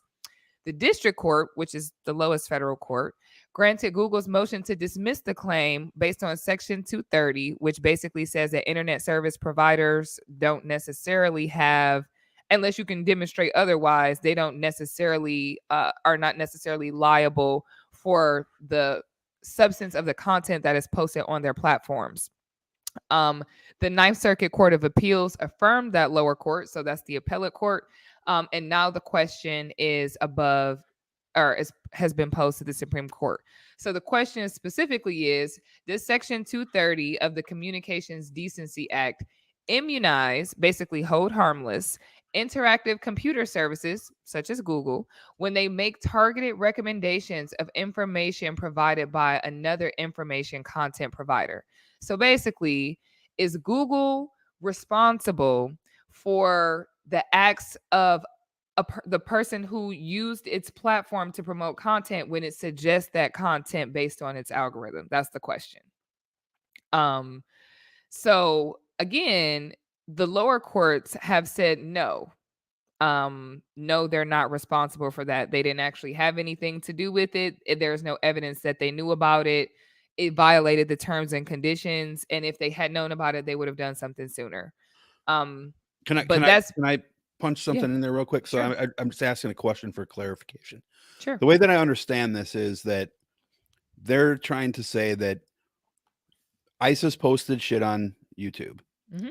Google took a lot of that stuff down, but didn't cancel the channel. And because they knew that those accounts were had posted terrorist content or damaging content in the past, that they are therefore they're liable if they do it again, because they knew it existed, because they had already shown that they knew about it by taking it down. Is that a fair characterization? I'm not sure if that's the specific factual background. I'm not sure if they were aware specifically that, like, I know that they had taken some other content down, but I don't know if they specifically knew that this channel, like if they should have canceled the channel or if that was ever a discussion. So to answer your question directly, I'm not sure. But I think, yes, the factual background matters and the nuance matters, but I think the difficulty here is how this could potentially apply to other cases, because that's basically saying, because someone posted something that could have negatively impacted you in real life, Google via YouTube is now responsible. And I think that's very difficult, because, like, let's just say, let me think of an example. Let's just say like a hate crime, right? Like somebody commits a hate crime, but it's because they were radicalized online, right? Like they are listening to all these like alt-right folks, they're listening to all these crazy people, and because you keep engaging with that kind of content, it's going to keep showing you more of the same. Like I identified as Black, and now I think Black people are a hate group, and now you see all these Black people are a hate group videos, and then you start to believe that, and then you go out and commit a crime against Black people, let's just say, because you believe them to be a hate group. If this question that I just asked, if there is no immunity to the internet service provider, that means that crime or the radicalization of that person for that crime, the internet service provider would be responsible in some way for that, because they did not take down the video. Here's what I think the problem is that for the internet to function the way it was, and someone sees this, HR says this, every social media site is based on an algorithm. That's the only way for these sites to function the way they do, is that they're trying to show you content that you engage with, so you stay on the site longer. That's the whole point. It's a business. That's the business model. That's how it makes money. If it's showing you a whole bunch of irrelevant content, if you want to see gardening, but you keep on seeing sports, you have no incentive to be on this platform, and it doesn't make sense for anybody, because why are you even on here if you can't engage with the content that you want to see? But again, now maybe what the nuance needs to be is these internet service providers need to be more highly regulated. Maybe they need to have a certain amount of dollars or funds or resources be going to taking down this type of content. But I don't know that they should be held responsible because someone inappropriately used their platform. So I think that's the question. Now, again, to me, what seems to be common sense was affirmed at the lower court levels, at the district court and the ninth Circuit Court of Appeals.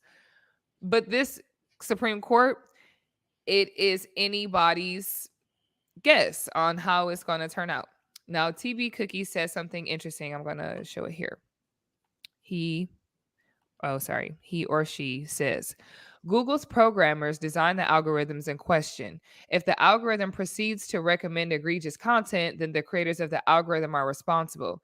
An algorithm cannot be culpable. It is not an agent.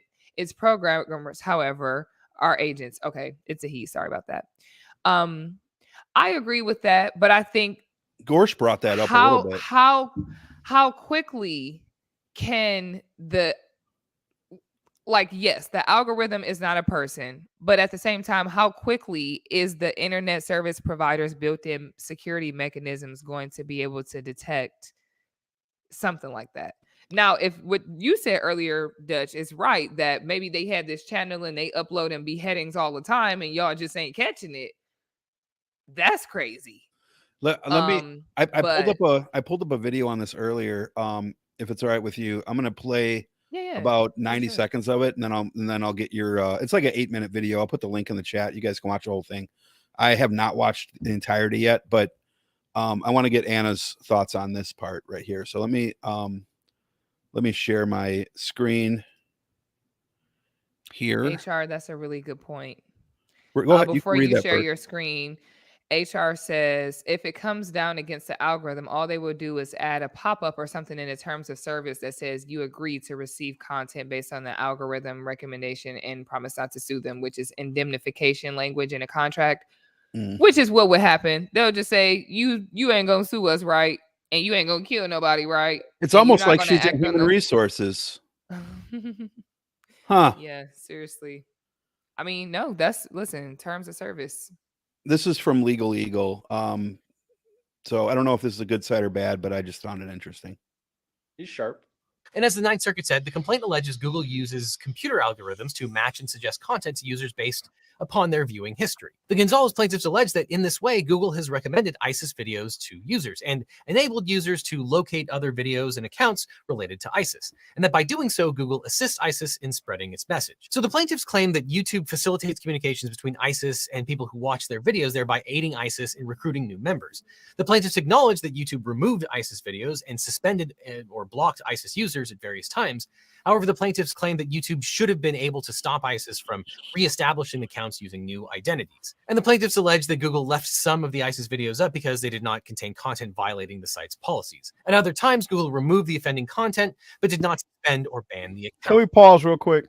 Section 230 of the CDA many times on this channel. Section 230 was created back in 1990.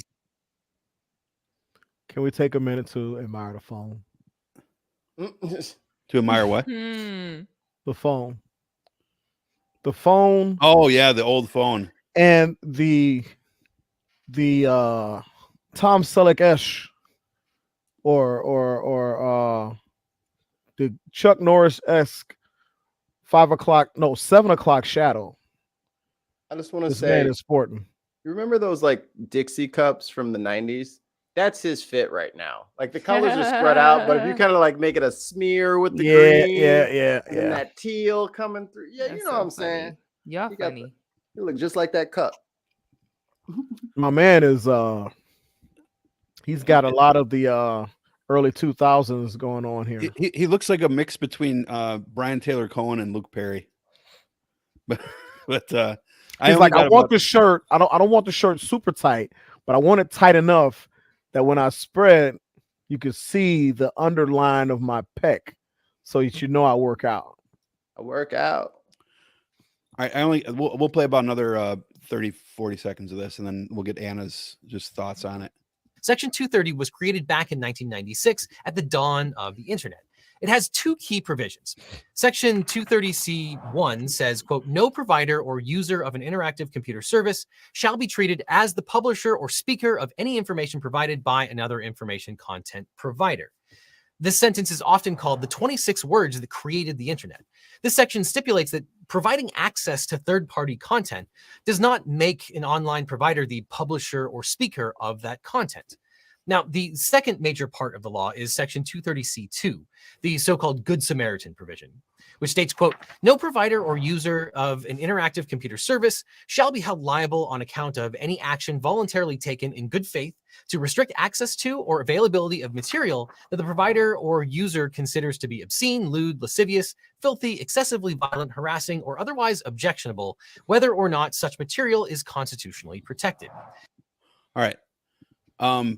That's the part that seems to me, Anna, that they're trying to overturn. Is that a fair? Yeah, they're trying to basically challenge what level of action Google should have taken in response to these videos. One thing that particularly stands out to me about what that guy just read was the fact that they made the argument that Google didn't do a good enough job by making sure they weren't able to, by not only they acknowledge that Google took the videos down, they acknowledge that not every video had harmful content, but they wanted Google to basically proactively ensure that the creators of these accounts weren't able to make other accounts and post the harmful content, which is like, how are you going to do that? How can you reasonably ask?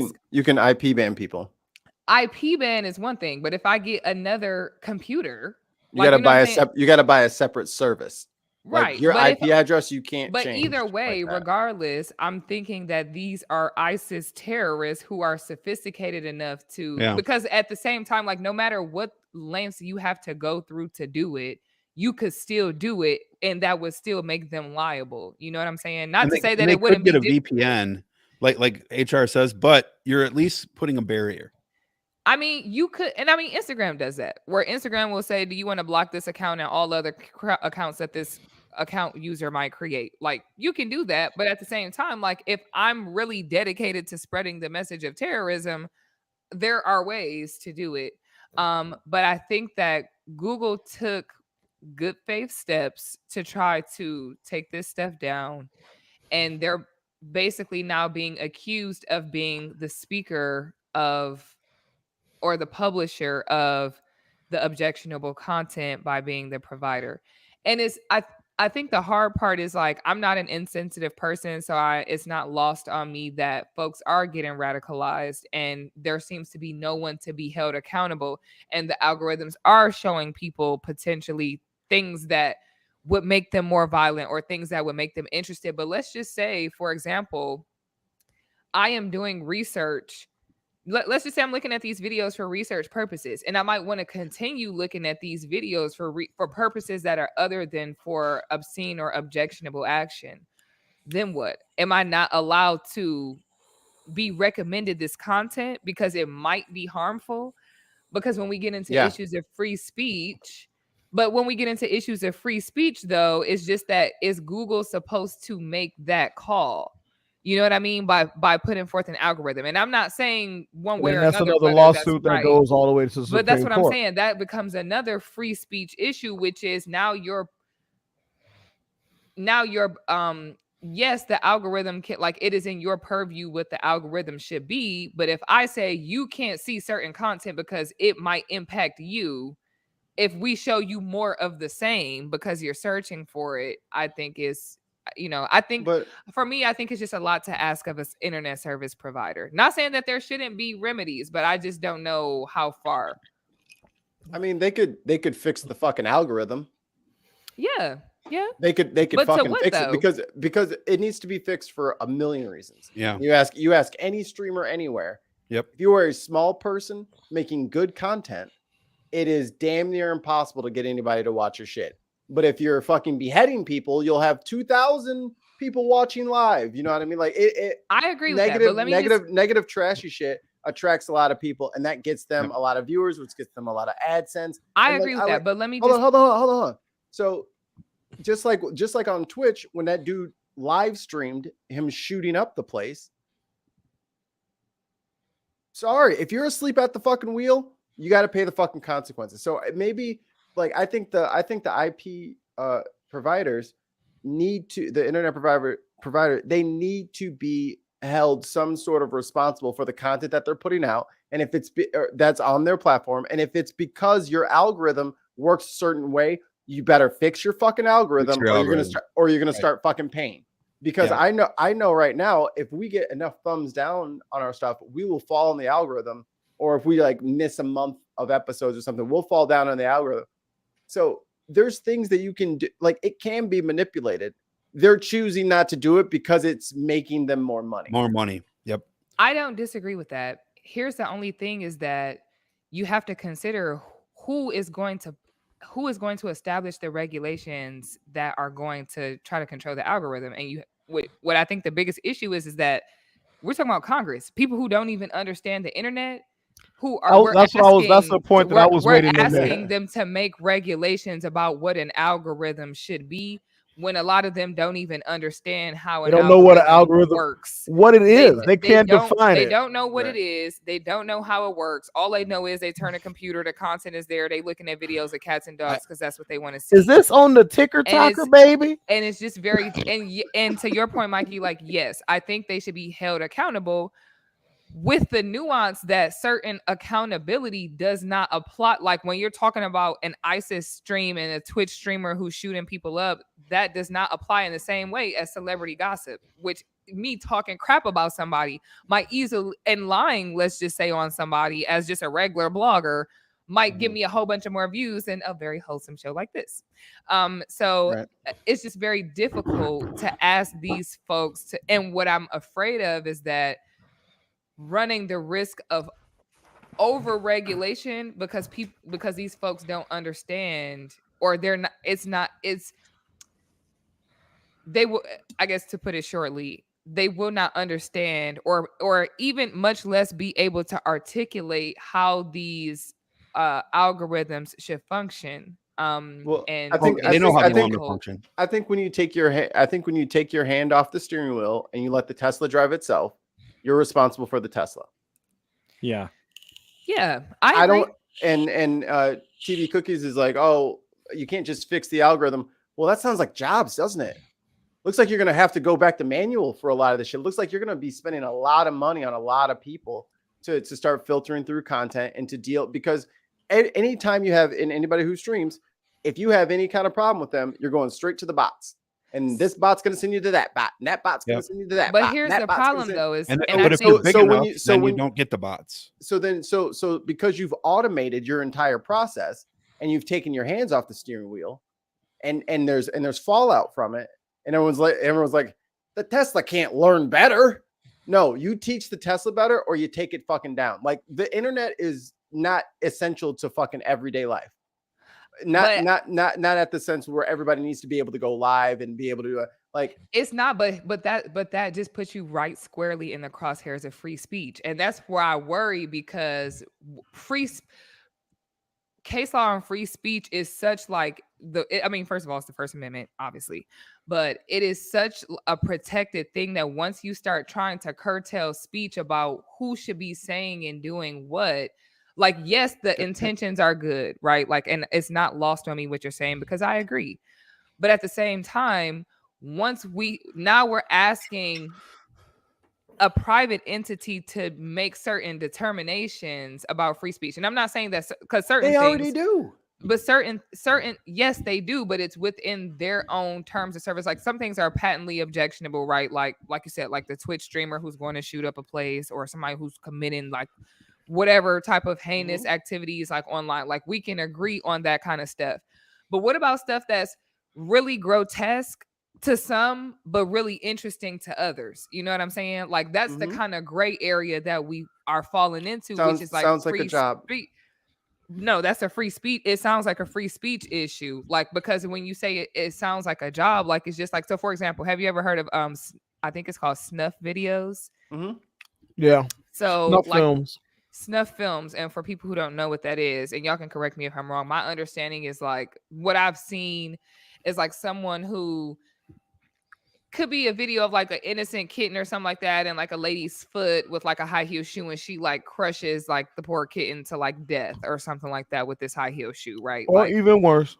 or worse, like just something Mhm. really like disturbing like that, right? That is not necessarily like it's animal cruelty for sure, but it's not necessarily illegal. It's just like WTF, Oh, why that's would you put illegal. this on the internet? That's illegal. It's illegal. Okay. That's a You ever crime seen the of- movie? You ever seen the movie 8mm No. with Nicolas Cage? I think it is. Mm-mm.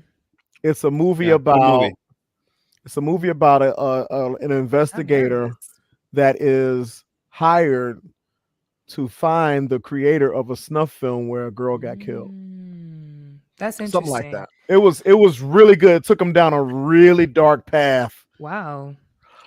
Yeah. Well, not all stuff is as dark as that, but that's just an example. But I guess to my larger point is there are things that are very objectionable by most, but are really interesting to others. And the Supreme Court case law and our First Amendment basically tries not to curtail speech to the point that just because most people doesn't like it don't mean that we should be taking it down or not promoting it in the same way that we would promote other content for that reason. No, Now, the the Supreme internet Court's gonna service protect giant businesses. Let's just keep Huh? that.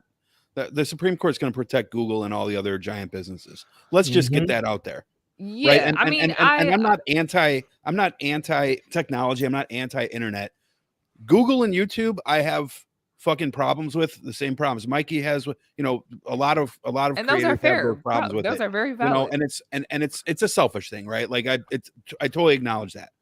But the group of people that are hurt by the algorithms, whether it be because you're finding content that you shouldn't be finding, that could cause harm to someone, which is the bigger issue. And then the secondary issue of, like Steven Crowder just by default posting any video and he gets massive views compared to like Joe Schmo from Colorado who doesn't get helped by the algorithm at all. That's a less important issue than people being hurt, but still an issue that impacts people. And Google only cares about dollars. They don't care about anything fucking else except for clicks. Well, yes.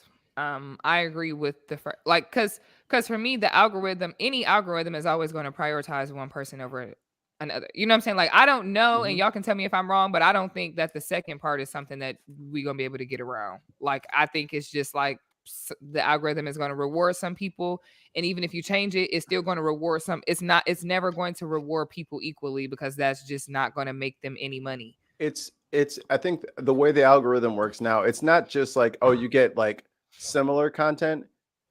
If you click probably like 20 videos in a row of like the same topic, it will fill your entire page. And then every once in a while, you'll get one of those things that you watched like 6 months ago or a year ago. But if you get in the rabbit hole, it is the entire page. That's how QAnon grew.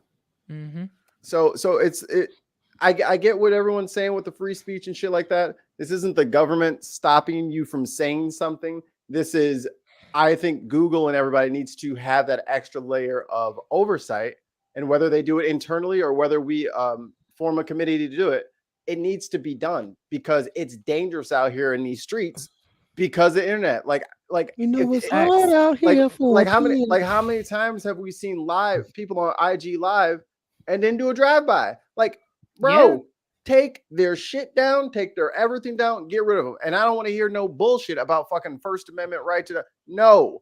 You don't. This is not. You are not being silenced by the government to stand. I agree. The government saying you can't stand in front of City Hall and speak your piece. That is not what's happening here.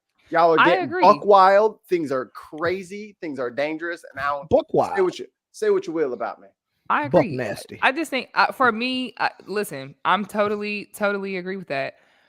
However, we have to also balance the interest of how do we know that somebody finna commit a drive-by in real time and then stop that? Like, you know what I'm saying? Like, how can we anticipate that? And if I be like, Mikey seems like somebody who about to commit a drive-by, we should just suspend his account right quick because he looks like Minority Report. He seems like someone who might do it. Hey, y'all know I don't drive. Y'all know I don't leave the house. What the hell? Just he gonna do a bike by. Yo, cookies. I seen Haas. That was the first time I left. Unicycle. Pew pew. But real quick, last time I left the house, I saw Haas, and I was like, Haas? Wait, for real? You? Yeah, I seen him in the streets. Yeah, What street y'all was on? I was They selling tell you. oranges.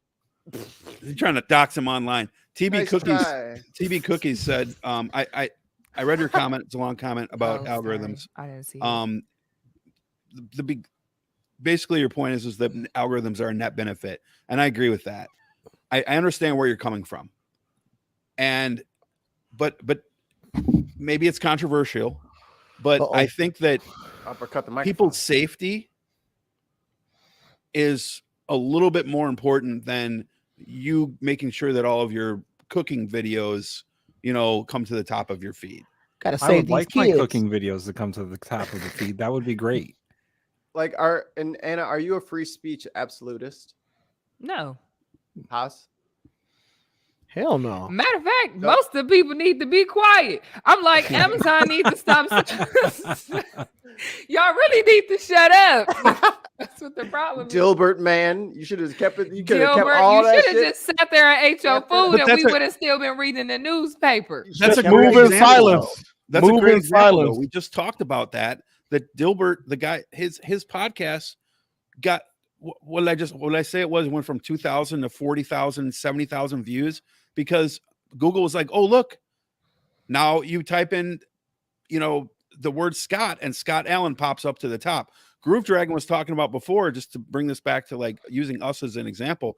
He's like, I typed Dig on America into YouTube and we were like the 7th, he couldn't even find us. But you Well, know, Dutch, bad you need news to and learn negative some- news and lies travel faster, 3 times faster on the internet than the truth. So it's not even like, and that's everywhere. That's not even, you know what I'm saying? That's not even just. I've been lying about Anna for months. I know y'all have, and that's the crazy part. Because It's day Anna, I one. don't lie Right. about you, Anna. I just don't be lie thank you, about making. you. Tim. I be making wild shit up on Twitter. Since I met you in that Twitter space, this has been the plan all along. I would not ever do Listen, that to you. That's Right. how we. No, look at. But look yeah, at, though, it's like look at the hero over the here. lies are going to travel, and also Timer, it's people. timer. We all think about this. We are part of the people that was looking for Scott, whatever his name is, because we like what he say about black people, and that's why we are looking for him. It's like, and that's oh, why no, he's not going up Dilbert. in the algorithm, because everybody like, well, just what did he say? Like he's saying some crazy stuff. Like that's I what it only- is. Like that type of only- salacious stuff. I only click on those things for the show only. Most of my other videos are like fighting games, FPSs. My channel is here's my channel is Amazon Animals. Home Finds. Like I don't even know what y'all doing on the internet because I'm doing Amazon Home You Finds, probably see some stuff though, like portable car vacuum cleaner. Oh my god, Timbaland's fucking YouTube channel is one of my favorites. He just listens to everybody's beats and he's got all these animations when they suck. Oh, it's so funny. Dutch's is all Matt Walsh. Matt Walsh all day. the funny thing is I don't even get that much Matt Walsh, but like Not that much. Mikey We know you get called that, Walsh. Mikey called something out before. Like I was watching a lot of Neil deGrasse Tyson and Destiny, right? Which are two Destiny's which is Child. about- which is Yeah. Destiny's Child, right? That's the only Destiny there is. Okay, no, but which for is real, about what like is space it? stuff, right? Which Destiny are you talking about? So Destiny is a space channel. Oh, right? okay. It's I basically- did think you was talking about Destiny's Child. So I'm like, wow. I followed. I was watching a lot of videos on Destiny and Star Talk with Neil deGrasse Tyson, and then another website got suggested to me by the algorithm, which was space.com, which was really really good. And then there was this other one where I was like watching this video, and it got suggested by my algorithm, and I forget the name of it, but I was showing a video to Mikey I was just thought was interesting, and he's like, "That's a totally fucking like fake space channel." I don't They remember have the name of the fake channel, space but channels? like it was just like a bunch of crack theories and stuff that's not proven science, and stuff that's just like Is the the People Earth want in it a to be black true. hole? Ancient Right. aliens. that sort of thing. But it had nothing. Are Just birds because, real? just Same because I'm channel. watching, Same Birds, channel. cameras. but just because I'm watching Neil deGrasse Tyson doesn't Alien mean I want to telescope. watch a video about like ancient aliens. But That's you those- never But know. you might. never That's the whole point of the know. algorithm. You click That's on the something whole else. point. You click SpaceX or whatever. You click space.com. That's the thing. If you click it and you stay there for 2 seconds and you say that's not for me, the algorithm will note that and say they only That ain't spent for this him. much time on this page. will suggest less of this. But if you chill in there for 10 minutes, it's gonna be up there, buddy. That's the whole point of the algorithm. I was looking up something for the bin, and I fucking it was during the Amaranth thing. So I had to I kept finding these couples where Who's back, by the way? Back in that hot tub, baby. Back to these 6 figures, baby. About to get this cash. Gotta get that oil. I mean, she out there winning. We over here hating. But it I found several different couples where the husband was making the wife he was holding the camera and he would just make her do stuff scantily clad and stuff like that. I kept finding these things and I'm pulling them up and saying, man, my algorithm was jacked. yeah. My wife came in. My wife keep on clicking on that. Thirst my Trap wife- 101. My wife was like, excuse me? I was like, I can explain. Research, baby, research. Go get I- the Jergens. I can explain. I already, hey, look. This is a family channel. No, it ain't. Shit. No, it's not. Who told you that? It was. No. That's a crazy to ass that, family. and to piggyback on that, my Instagram feed is, since I took over as track coach at JCA, it's all track. 80% of my feed now is track drills and workouts and all kinds of stuff, because I've just been consuming so much stuff, trying to learn as much as I can.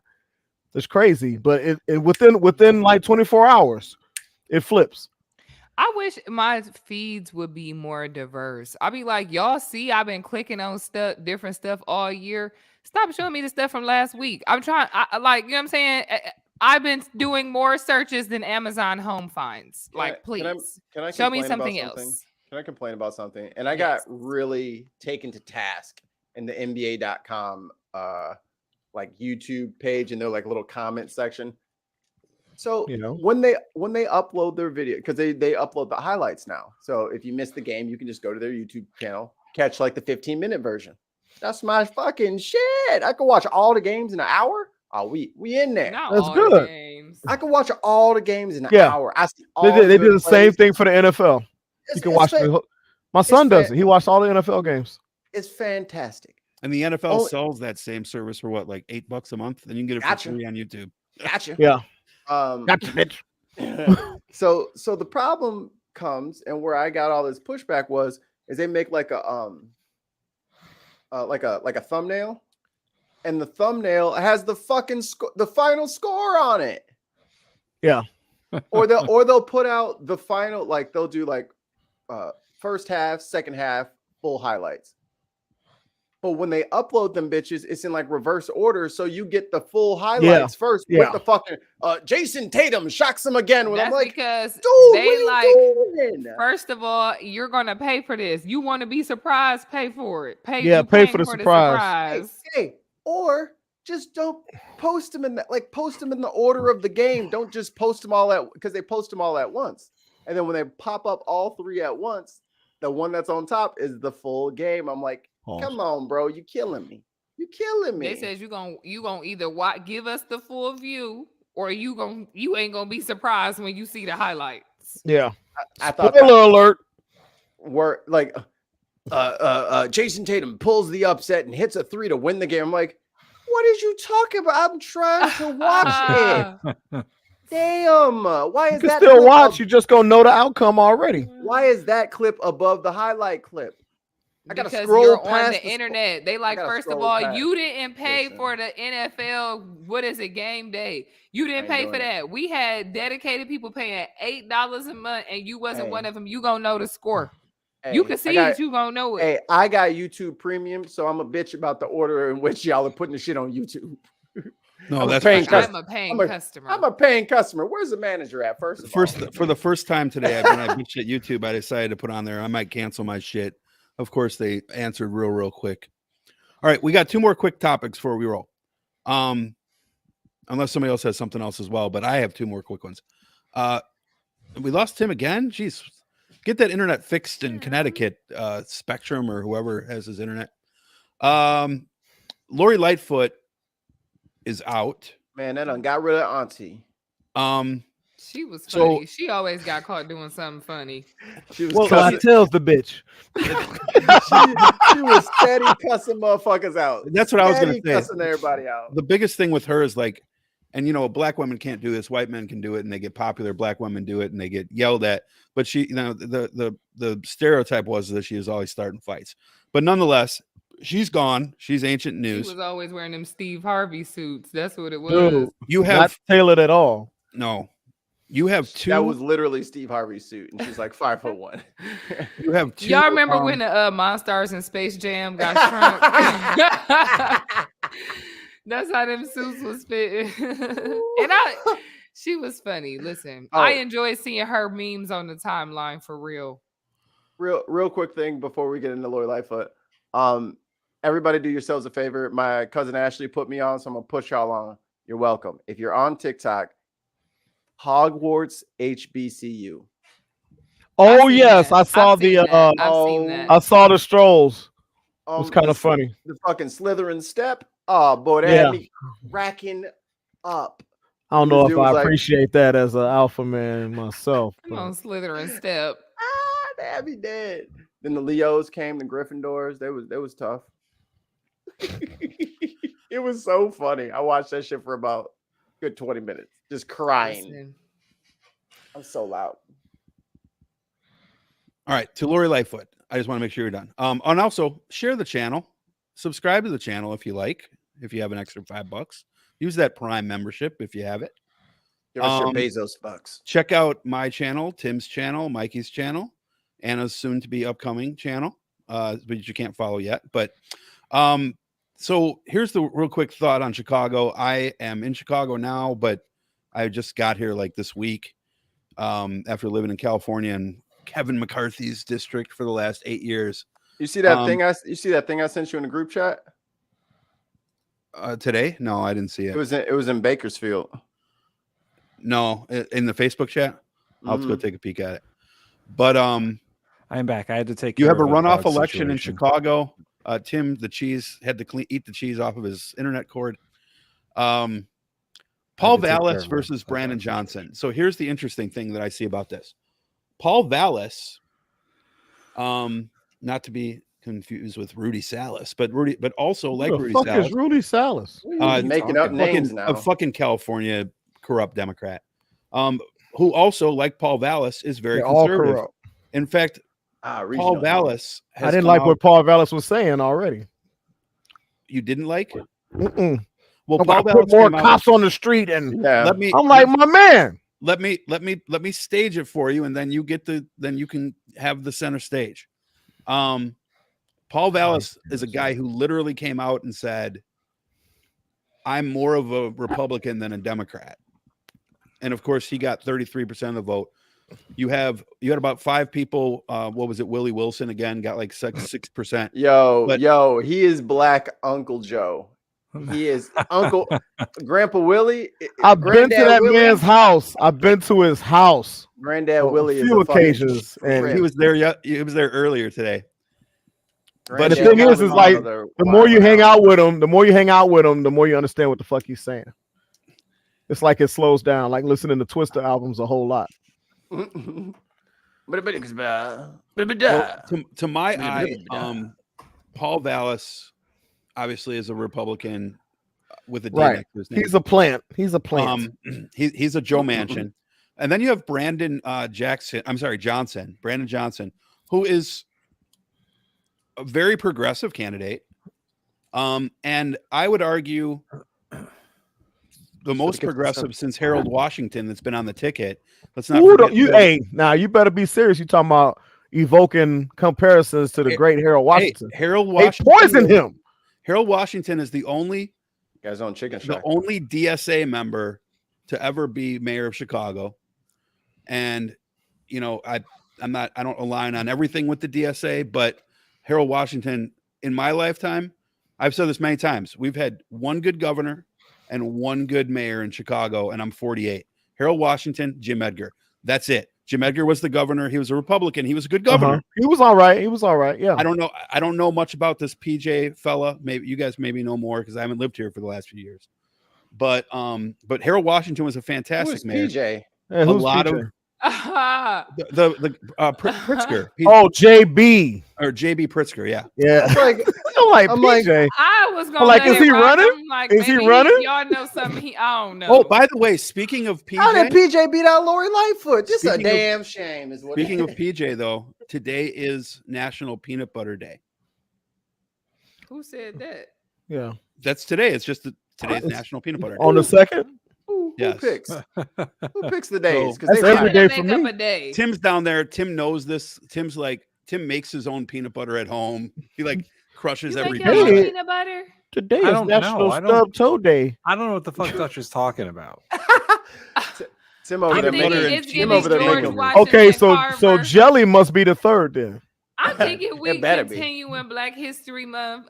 You want to be George Washington Carver at the house with the peanuts. No, But- Tim over there making whiskey. Yeah. Do you I make the- anything, Tim? from peanuts. What do you mean? Like make stuff? I mean, they saying you making peanuts and whiskey. I Like, don't- do you do anything? So Impressive. like I saw the I don't whiskey. yeah, I do age whiskey. I don't like make it, but Okay. I do Alright. have like You don't make a little, it naked. You got to still. You got to still in the back. I got a little. Oh man, I wish my That wife would be won't let me nice. buy one. He'd be Not back yet. there in his Come on, overalls wife. with no shirt on back It's there. like Not yet. Breaking Bad. He just got on an apron. With the he's tiny rough whitey. He got on an apron and a bandana. Like, He's a cheese bootlegger. And he's got like the chemical mask on, like the gas mask on, with the bandana over the top. All right, Tim, you know what you're doing for Halloween this year. Yep. Breaking Bad cheese style. All right, and so to close off this, I just want to give you the opportunity, Big Haas. Go ahead. Your thoughts on and Mikey and Haas, the Chicagoans. Your thoughts on Johnson Oh, versus Chicago. Vallis. What do you think? I'm not sure because I don't vote in that county. Yeah, I don't I live in mean- Cook County. I don't live in Cook. I don't live in Crook County. But we know that our local. I think this. I think that in there.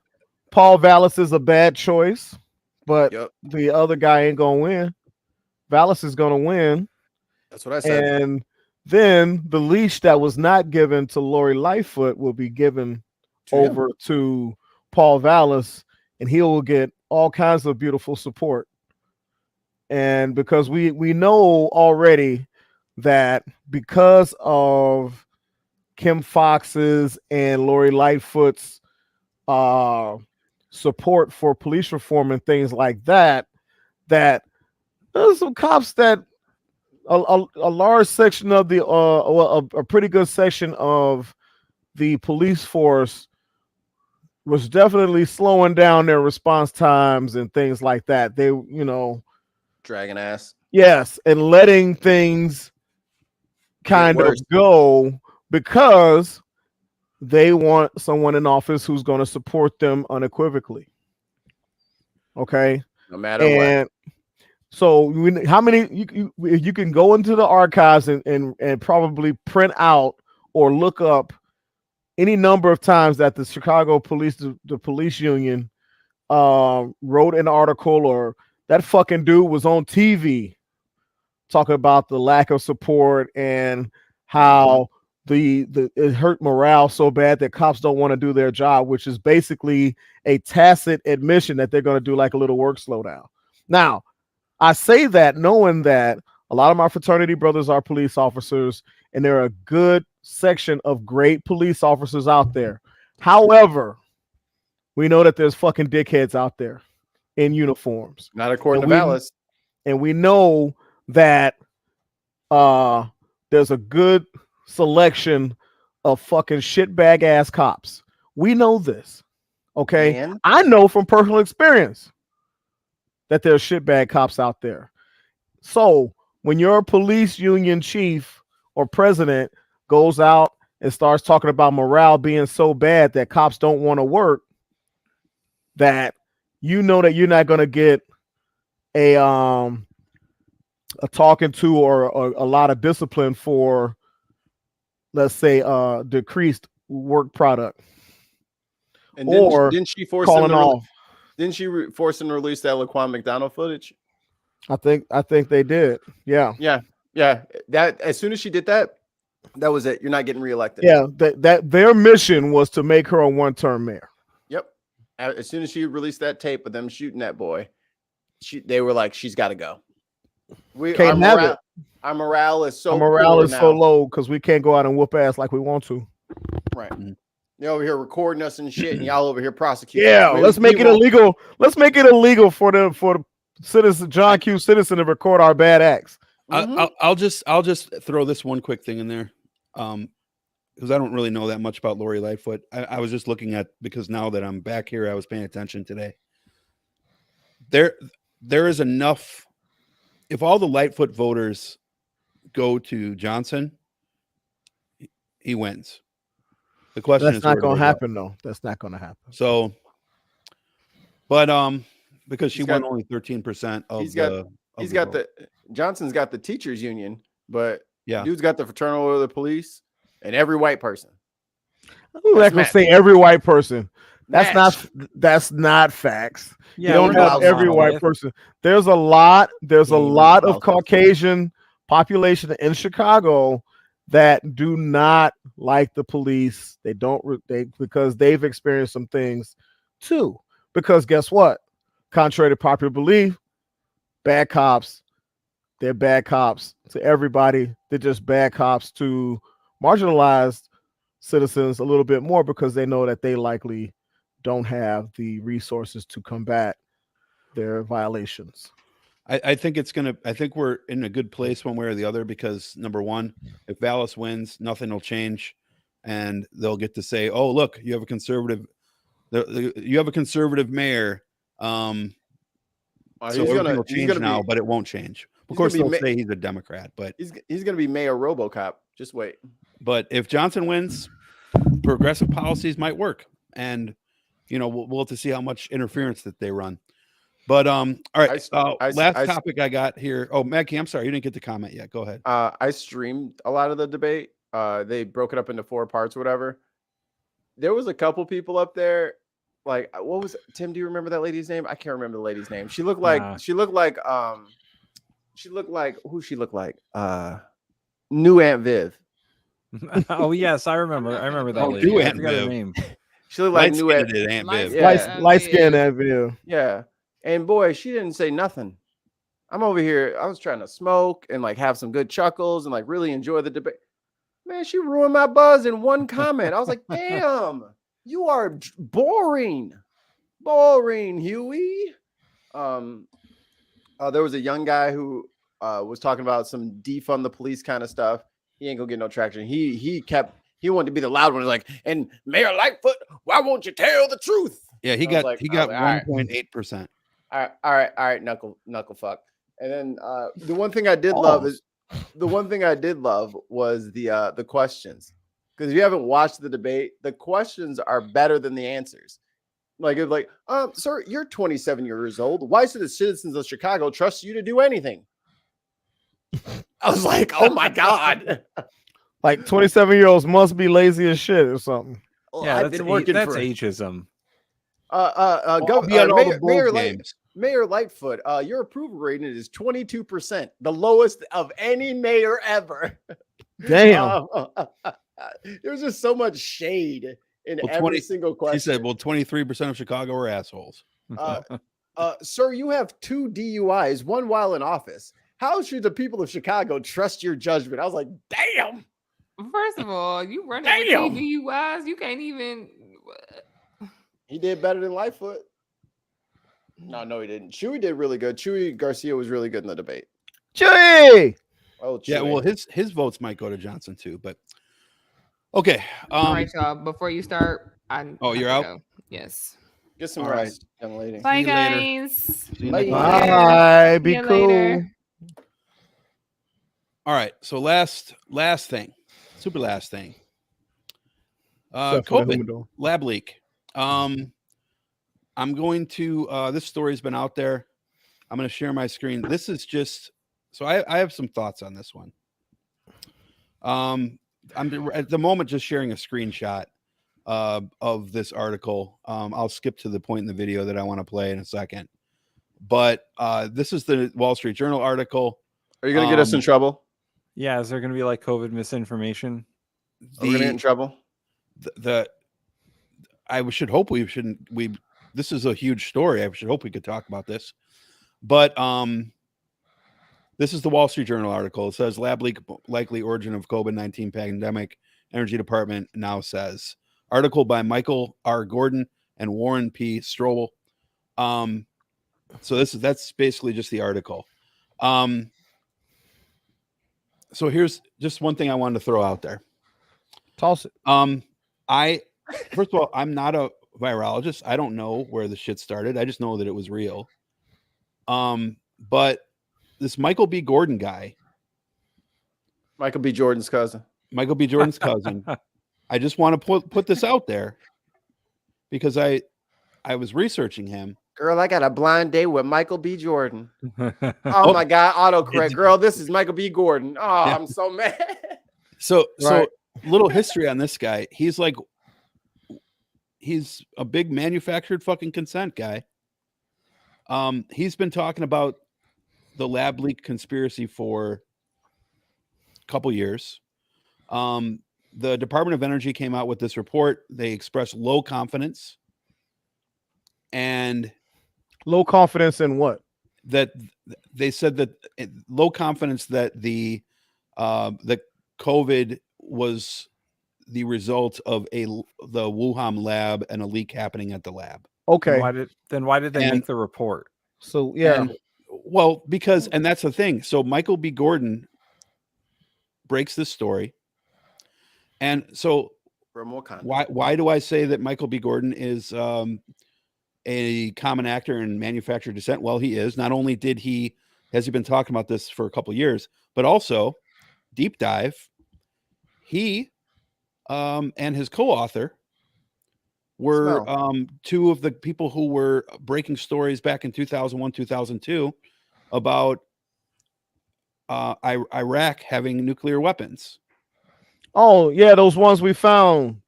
Yeah, I remember that. We found all those weapons over there. There was a lot of them. Yeah. So many. Yeah. I mean, God bless it. We're still finding them. Yeah. So many fucking weapons of mass destruction. It's like the UK where they have like old undetonated bombs just like in somebody's backyard, and they dig a hole and it's like, oh, what the hell? So I'm going to play a quick bit of this. This is from Breaking Points. I'm going to play 40 seconds of their video. I kind of like Breaking Points, though. The guy, for those of you who don't watch this, the guy is a populist conservative. And then, as most of us know, the Crystal Ball is a populist leftist, like she's a progressive. So I'm going to play a quick tidbit of this.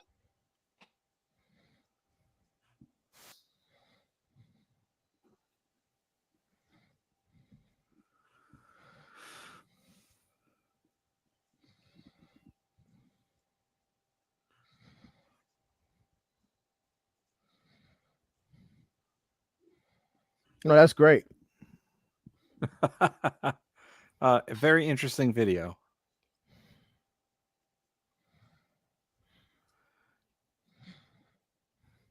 Now you've muted yourself, Dutch. Oh, sorry. I don't know why it's not playing. Hold on a second. Let me try that one more time. I apologize. Like it might be for the best. I was on a different I was on the other screen and I thought it was playing. Let me try that again. I apologize. I'm a professional at this. We are professionals.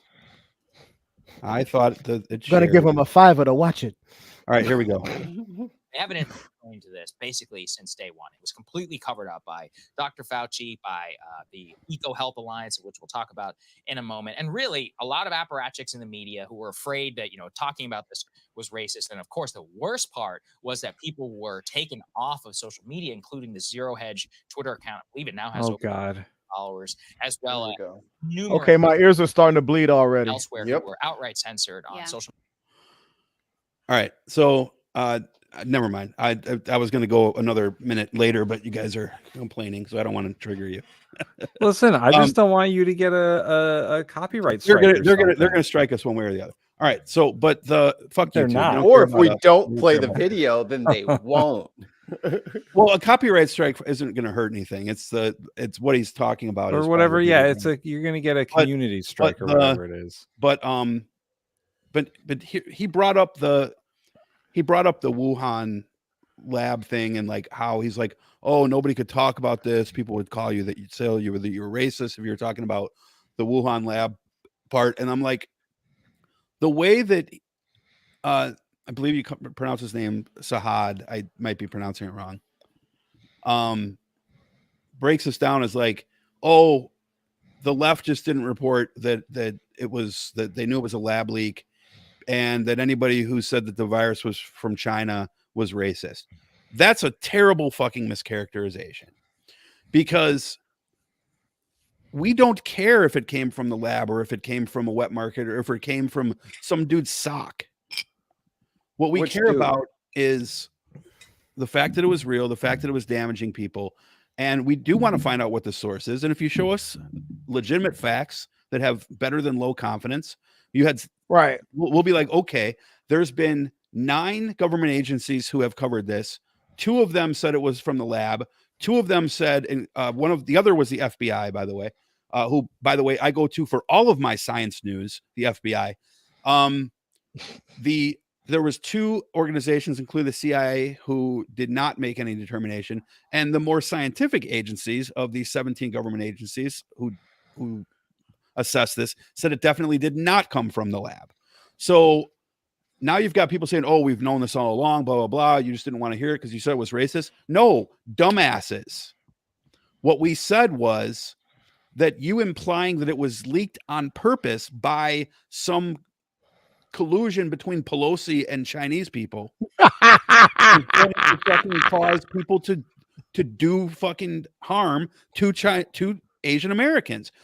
It is a fact that after Donald Trump tweeted out China virus, that there was like 3,700 cases of Asian hate on Twitter within the next like 11 months. And not to mention 100. And that was a rise from like 140 the year before, which is still way too high of a number. Yeah. And it's like the right, they're like, oh, the right wingers were right. These conspiracy theorists were right. No, they made an assumption based on what they wanted to be true. And nothing has come out to say that this was done on purpose as some collusion between Chuck Schumer and fucking, whatever his face is, who the president of China, I forget his name. Ping.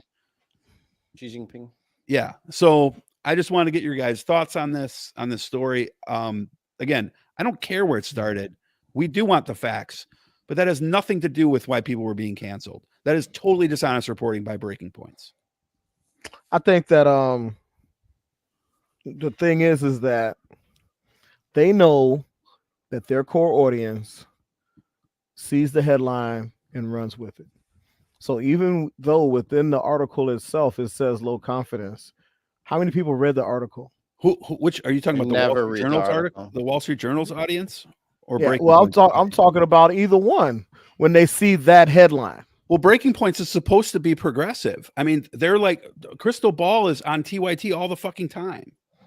But who's Crystal? The lady that was sitting next to him? Yeah. And she's had clips before where she's gone on Bill Maher's show and owned the shit out of him. You know, so it's like, what was she doing right there? Yeah, that's what I was saying. What's she sitting there saying nothing for?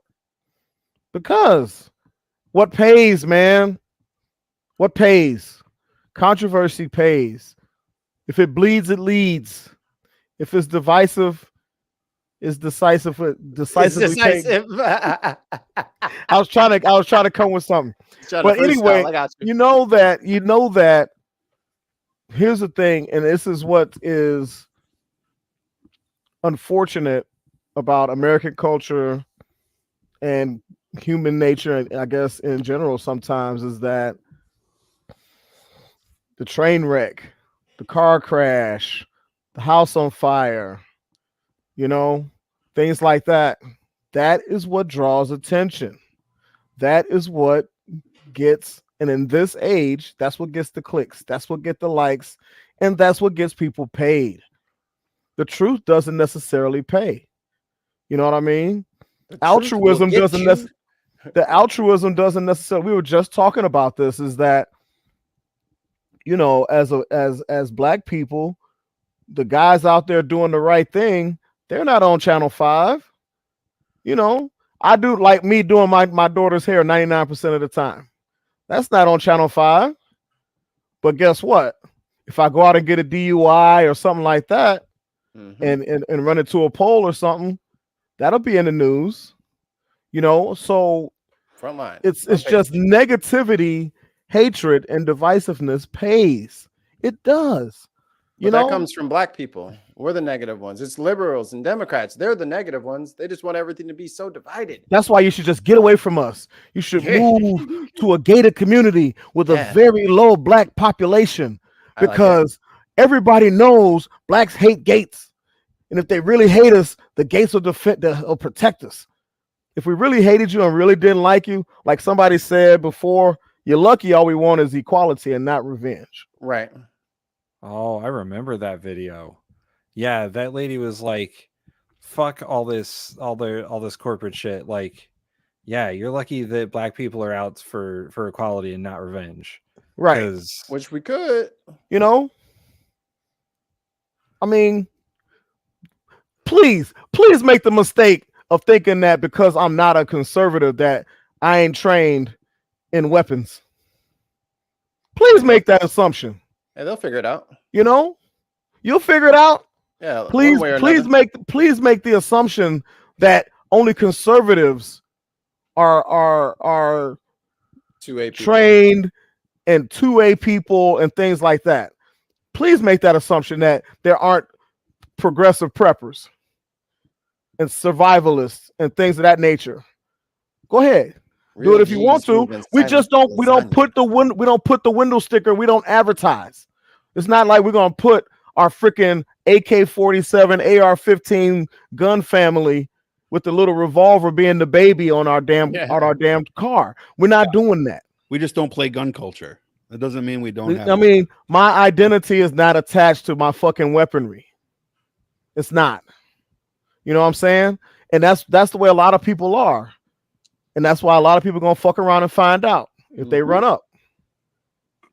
You're gonna be like, oh, underestimate people if you want to.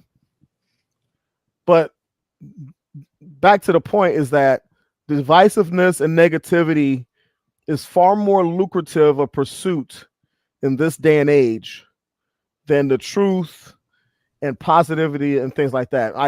You don't have Harry Porterfield, someone you should know, a spotlight on somebody doing positive out in the community anymore. You know, those days are over. It's about car crashes. It's about Karens. It's about who fought who, and it's about theft. It's about sensationalism. So and so's back in court. And I'm speaking on either side. On either side, you know, it's crazy because there's times I'm watching MSNBC or CNN or something like that, and I'm like, they didn't need to say that. That shouldn't. That's inflammatory language, etc., etc. So don't believe that because we give it to Democrats and non-conservatives just as much as we give it to anybody else, especially when they're being negative. Yep. That negativity is a no-go no matter what, unless it's really fucking funny, and then we're gonna play it. Man, and don't look up like people's Ring cameras of them like falling on ice in the driveway. That's hilarious. Oh my god, it hurts so my ribs hurt just remembering it. And then you get the Tony Baker voiceover. Oh yes. When he hits you with the skip that diddly dee. Shout out to Tony Baker, Chicago's own Tony Baker. He might come on, dude. He's like super cool with like doing podcasts and shit. He's been on a few shows. We got to reach out to him. Who is that? What? You don't know who Tony Baker is? He's the man. He's a comedian. He's a comedian. He does animal voiceover videos and Why is it spicy? Yeah. He does stuff like that. He's a very popular comedian. Oh, okay. And he's from Chicago, actually. Mm-hmm. So would love to reach out to him and let's do see it if he come on. Tim, COVID lab, go. It's irresponsible of government agencies to say that I have a low degree of confidence that certain things happen. Yeah, if you don't have confidence, let it go. Don't even report on it. I think the entire endeavor in reporting this without actually knowing is just dumb. It's dumb. And I don't know who the breaking ground people are or whatever the fuck they're called. Never heard of them, so I don't really care. Who cares? They're a newer channel. They used to be on Rising. That's what the fuck is Rising? With now it's Brianna Joy Gray and somebody else. It's the Hill. They came from the Hill. Breaking Point is they almost have 1 million subscribers, so they've been growing fast. Are they affiliated with Turning Point? No. I don't know or care. But I think that the entire COVID, where did it come from argument, if there's not a definitive result, then don't fucking report it. Yeah, and Groove Dragon made a really good point there. The wall and it's I'll tell you why it's even worse than what Groove Dragon said. What did they say first?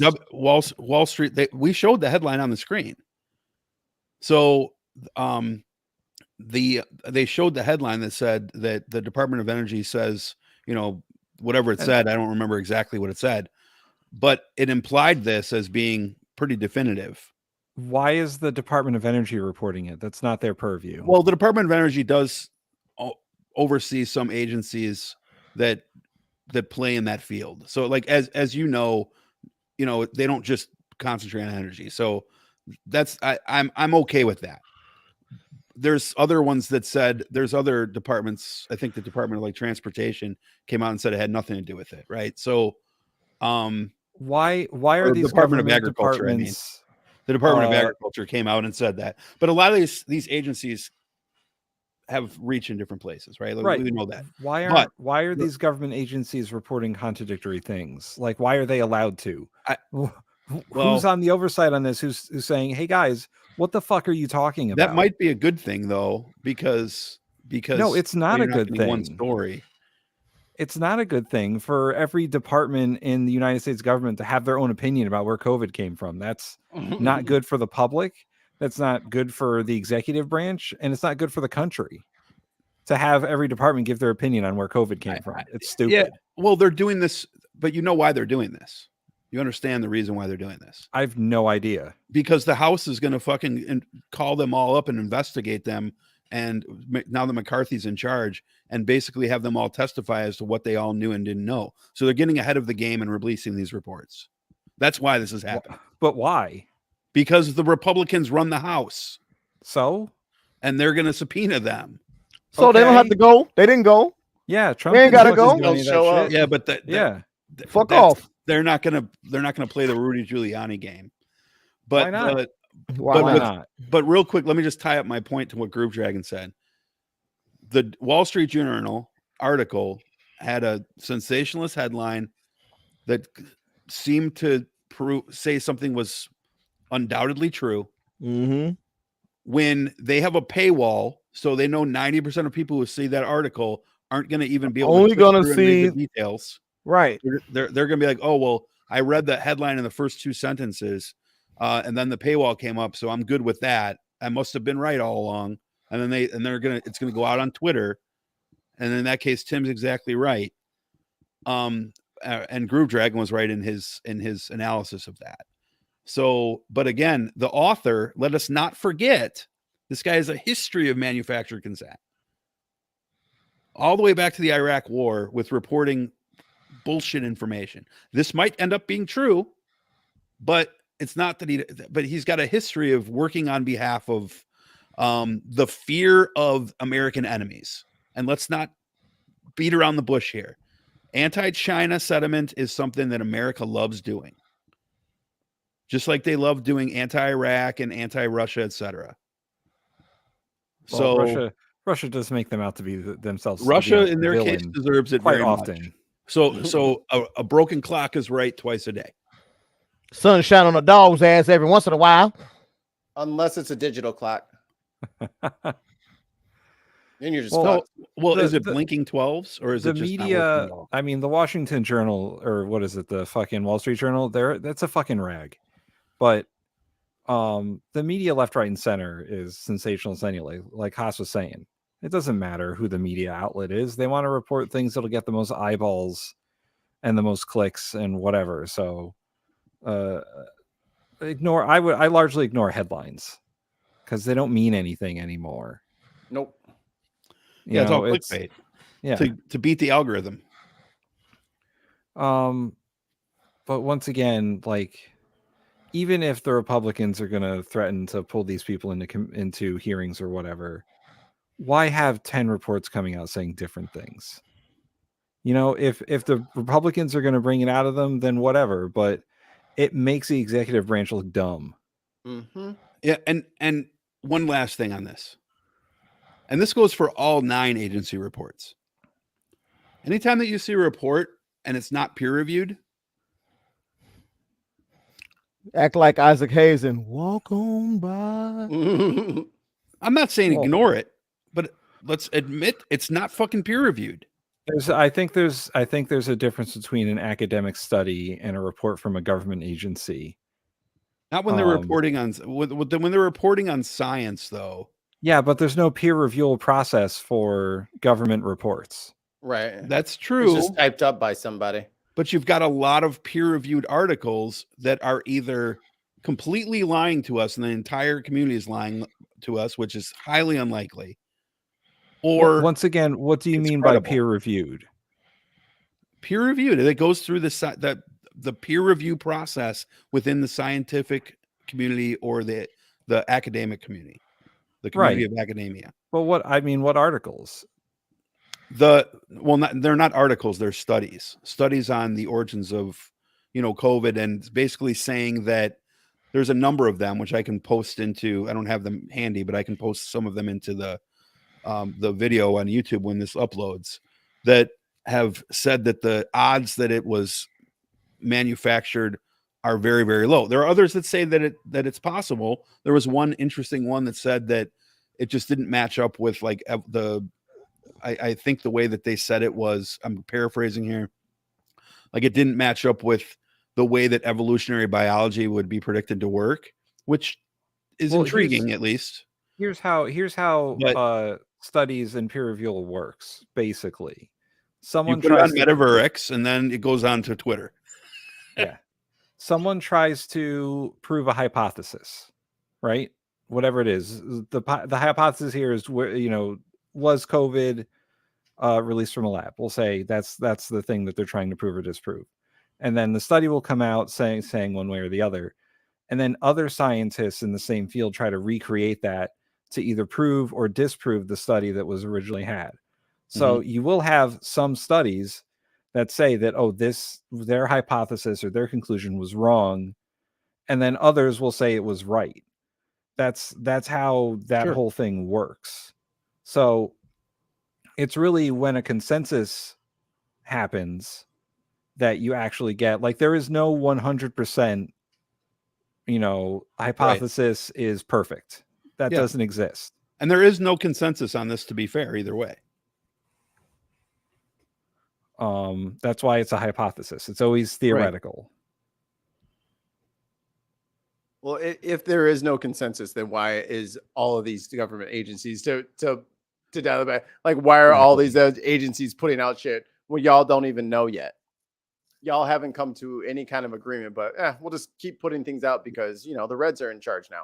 So, but that's why you have to at least keep in your back pocket the idea that we have a long history of Red Scares, meaning and of anti-Muslim scares. You mean the communists? Yes, China is part of a Red Scare propaganda move. That's not to say that China's acted perfectly during this, and that zero COVID doesn't have its issues, and that they certainly manipulated and hid information, and destroyed all the animals in the what do they call it? The wet bar, not the wet bar, the wet market.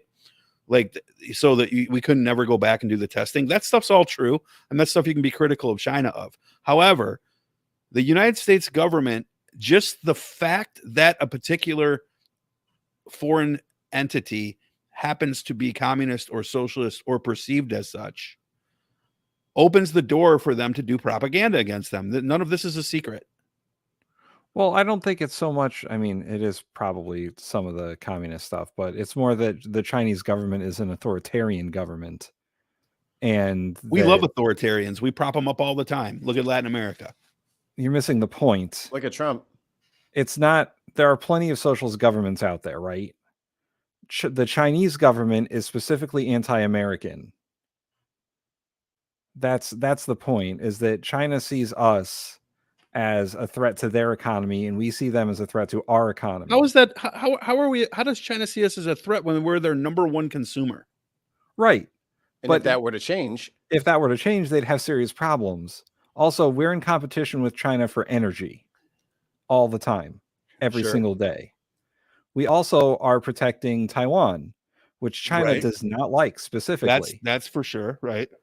And China has a vested interest in the outcome of the Russian-Ukrainian war. Yeah. And we are on Ukraine's side, and they are not. Right. There's a lot of proxy actions that happen between us and China that are indirect. Yeah, of course. So we're always playing this either covert or overt game. But I'm saying that, like, it's not just because China is a communist government. It's because that China has put themselves in opposition to us since the 1980s. Right. Golden era back then. And after the Cold War ended with Russia, America had to find a new bad guy, and it was China. Right. But you have to ask the question, is China's opposition to us always it's not monolithic, right? Like it's not, sometimes they're doing it for the right reasons, sometimes for the wrong reasons. It's not like America is benevolent. No, I'm not saying that America is benevolent. I'm saying that we're in economic competition with China, and that's expressed in many ways. Yeah, that's a fair point. But again, my point is keep it in your back pocket that this guy has a history of that. That's all. I didn't say that it was real. I didn't say that it was fake. I said that's information, news you can use. You know, consider the source. Well, and then there is a difference between, you know, the political and economic competition we have with China and Asian people. Like, right, Asian people are not responsible for what happens deep in the hearts of the Chinese government. Yeah, sure they are. They're not in the CCP, right? And the vast majority of people that live in China just go out through their daily lives. Like they're not involved in the party politics of the Chinese Communist Party or any of the government functions. They're just trying to get by. And to be honest, economically, we've made a lot of progress with how China acts when it comes to how they feel about capitalism. Like, they need capitalism to survive. They need it. They love it. China now has a thriving middle class because of it. And they've even taken it, what do they call it? They've taken capitalism and they've called what they do now. It's their own spin on it. Yeah. Yeah, it's socialism with, you know, capitalist a Chinese spin or whatever like it is. It's not the same capitalism we have by any stretch. No, it's not unregulated capitalism. But it's also they're not a pure communist state anymore. They can't be. Not in a global economy. I would argue they never were. They were for about 10, 15 maybe in years. The 80s. Maybe in the 80s. No. From the end of World War II, after the communist government was established, to about 1965, when they had the famine. After the Great Famine in China, then they realized that their version of communism wasn't going to work completely, and they had their open the doors to the West because they needed trade. They completely blocked themselves off. Why do we always attribute that to communism though? Because I'm not saying this is a pro-communist, because I'm not, but like because of the way it was done. Yeah, but can't. But these communist countries that have I'm not saying that communism is bad. I'm saying that China. Oh, we want to control our entire. You know, we're just not going to trade with the West. because the West is our enemy. But you have to be able to trade with the world. That's the way that it Okay. works. Take it from the guy who took the class. All right. It's not specifically communism that failed China. It was the way the Chinese it was Stalinism that failed China, because they worked their people to the bone in these communes. They overfarmed the land, and then there was a famine. Shouldn't That's they what have happened. known, looking at the history of Russia, going all the way back to the czars and feudalism, that Russia has always been fucking 50 years behind the rest of the world? But it was Stalin and the Russians who gave the Chinese Communist Party their backing. Yeah. So they took their cues from Stalin. And that's what happened, is they sort of took on this like Russian work ethic that didn't work for them. And it created an agriculture system where they overfarmed the land, and then there was a famine, and then they had to realize that the way they were doing things was incorrect. It wasn't communism's fault completely. It was just the way the Chinese government thought of it. Poor implementation. The authoritarianism of the Chinese government is what caused it all. Yeah. No, I agree with that. Mikey, did you want to have a quick comment on this, or shall I hit the button, sir? Nope. Welcome to the Humidor with Big Haas.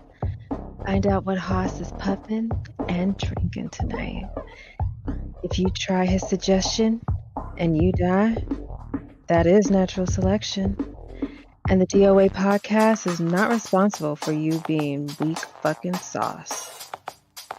So now, the one, the only, Big Haas.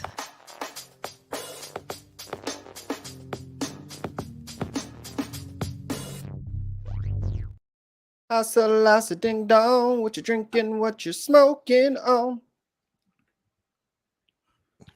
I'm going demonic today, y'all. Good. Going Hail demonic. Satan. Going. All right. All right. So today, I'm smoking on a new blend by one of my favorite brands. If you've all been watching the Humidor and everything, you know I have a lot of respect for the Oliva brand. One of my favorites always being the Serie V Milanio Maduro. Amazing smoke. But Oliva makes a lot of good smokes. Okay. Their Serie line, Serio, etc., is one of the best. And so when I saw this brand, this new blend, I decided to give it a try. And I am not disappointed. So they have a Hellion line, and I haven't had many from the Hellion line, but I thought that this one was worth a try. So this is the Oliva Hellion MOB Maduro. So MOB stands for Mark of the Beast. And I was like, mother of bitch. That doesn't sound right. no, Mark of the Beast. And I'll show you the band. It's a double band. Here's the big part. I don't know if you guys can see it or not. There you go. A little bit of something for you. Nice white band. And then the second part has the MOB logo on it or whatever. But it is a 6-inch by 66 ring gauge. Damn. So this Vitola is called a Gordo. A Gordo. And you're gonna see me do something here that I'm gonna Body positive cigars. Gonna fix the burn line a little bit here. Action, Your Honor, that's cheating. Well, you know, sometimes you gotta do what you do. So there's a little wave to the burn line, but that's not too bad. This is a Gordo. Like I said, it's a medium full profile. Um, very dark wrapper. This is actually a hand-picked premium Maduro wrapper from this Dutch here. All right, Mikey, hit him with the your version Of which one? of Mine? Dutch. Oh. Nicaragua. That's right. All right, the wrapper and the filler are also Mikey. Nicaragua. That's right. Very, very good cigar. A little bit of problem with the burn line, but you know what? One of the interesting things is that for a cigar of this ring gauge, I didn't have to relight it a lot, which is cool. A lot of times with a bigger ring gauge, sometimes you have to relight it a bunch because the larger the ring gauge, depending on the cut, you get more air going through there, which will kind of cool it off. But this one remained okay. It might be all right because I did an X cut. So X when you gonna have give it to you. yeah. So this is a 66 ring gauge cigar. All right. And notice you can still see the concentric circles there. Well, not necessarily concentric, almost looks like a thumbprint, but you can see the circles of the binder and filler and wrapper, which is a testament to the construction. Very well constructed. I've got nice chunks of ash here. That's a really good sign when you can pick up a chunk of ash and it doesn't just disintegrate and fall apart in your hand. So this cigar, you can see the veins immediately. Pause. Nice dark chocolate hue to it. Not necessarily velvety to the touch, but more rough. And it's kind of in keeping with the name of the blend. It's kind of rough. It's not soft. The when I press it with the fingertips here, there's a little bit of give. I will say too, a little bit earlier in the cigar, there was a soft spot where it just seemed to have a little space. And it's actually literally right about here where we're getting some wave in the burn line there.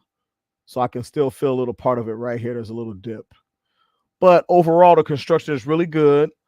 Holds together very well, as you can see. No splitting, no cracking. And then I talked about an X cut. So I have my Colibri Deep V cutter, okay?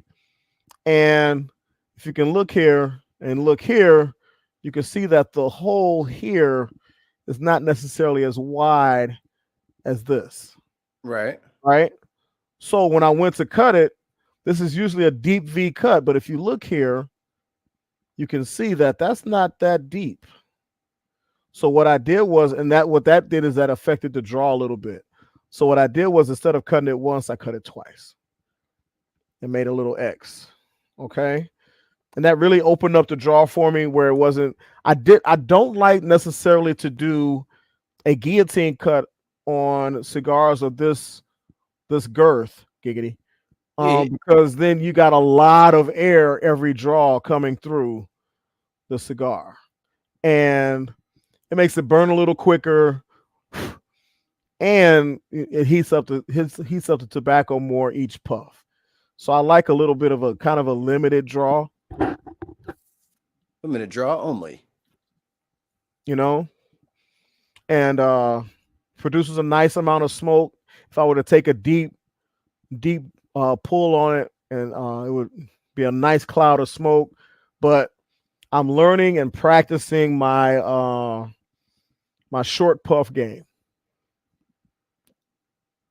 because I like to smoke my cigars for a while. I don't want to run through it, especially if they cost money. They cost a little bit. Now you can find this cigar in the. I got this in the lounge right by my house for about $10, $11, which is not a bad price. You can find them online for a little bit less than that if you buy a box of, I think it comes in boxes of 20. Okay. That's a big You box know. though, ain't it? A box of 10. A box of 10. I was like, I thought You a could- box was 10. That's a big ass Yeah. box. Yeah, you can find a box of 10 for about $65, $70. Now see if it was 20 for $65. Now we're in my price range. Oh, Now you're getting to something I can afford. Yeah. Be the most popular cigar ever. Well, I will tell you this right. $2 a stick. I'll tell you this right now. A box of 10 is back ordered on the site yeah. I pull, because this is a very popular Vitola and it's a very popular brand. And the blend is solid. The blend is solid. It gives you the little pepper. It's a little bit of dark chocolate or cacao type sweetness on the end.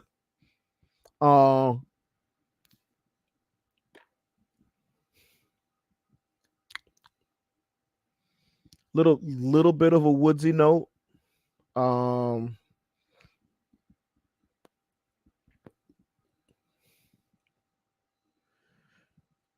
Also just like maybe taste of like a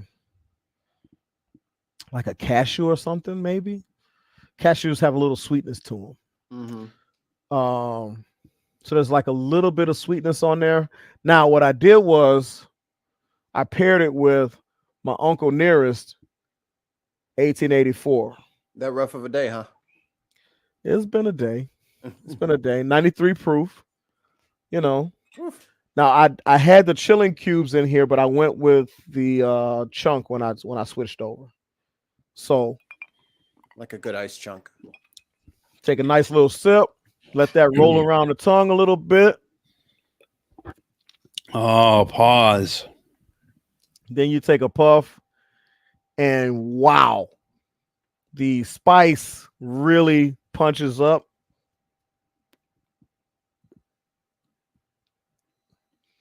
There's still a little bit of sweetness on the end, like a almost burnt caramel or something like that. And the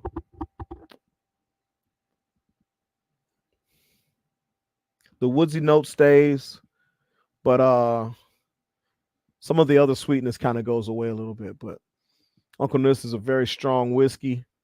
Like I said, 93 proof. And I just cracked it today and I already took the top off of it. If you can see there, I drank that much already today. And it was full up to here. And that's just tonight. So the wife's in trouble. But very good cigar. Great construction. Like I said, holds together pretty well. The burn line was pretty good until I got to that little divot. Love the feel of the cigar. Love the heft of the cigar. To be able to get 10 for $70, that's not bad. That's like $7 a stick if you buy 10. If you buy a single online, it's about $13.50, about $15 after tax. Right? So I can hook you up if you take the whole case, man. I can give you a deal, but right. You want to do the loose. But I mean, I wish it wasn't back ordered, because when I looked this up, I was like, if the price is right, I'm just gonna order a box. She's just gonna be mad and call it. Yeah. Well, I'm within a few dollars of the range of the we got to talk about it range. Right. For cigars. But I'm gonna try and find there's an auction site for cigars where you can actually bid. And sometimes you come out with a nice little deal. I've gotten some stuff that in the store or on other websites is a couple $100. I've got it for $40-50 because I won the bid. So there's that. Let the bidding war begin. Right. I'm bidding right now on a box of 24 cigars. Normally that'd be like $200 or $300. My bid, I'm winning the bid right now for $65. So overstock.com for cigars? Yeah, pretty much. You bid. It's like an auction site. And I put my cap on this bid for $75. I'm not bidding over $75. So wish me luck. Hopefully in a couple days, I'll have 24 of a really good cigar coming to the crib. I would love that. Anyway, this cigar, the Hellion by Oliva Mark of the Beast Maduro. Great cigar. I like it a lot. Great construction. Very consistent all the way through. As you can see, I've only got about 2 inches left, not counting ash. And like I said, it was a 6x66. If you put those numbers together, you see how it kind of goes with the naming of the cigar. No splitting. It's kind of bumpy. It's kind of rough. But when you think of the name of the cigar, you kind of understand why they kind of let it be that way. I did an X cut. If you want, if you don't mind, you can do a straight guillotine cut if you got a big boy cutter. Big boy cutters have a bigger ring gauge up to 80. I can They have a bigger boy. Yeah. Some thick boys. They call it the Hassan cutter. What's they call it? I didn't name it. I just, named it after me. So as far as the leaf meter is concerned, Bum, bum, bum, bum. Scale of 1 to 5, 5 being the instant classic. Damn what she say, I'm buying a box. It's a 3. I give this a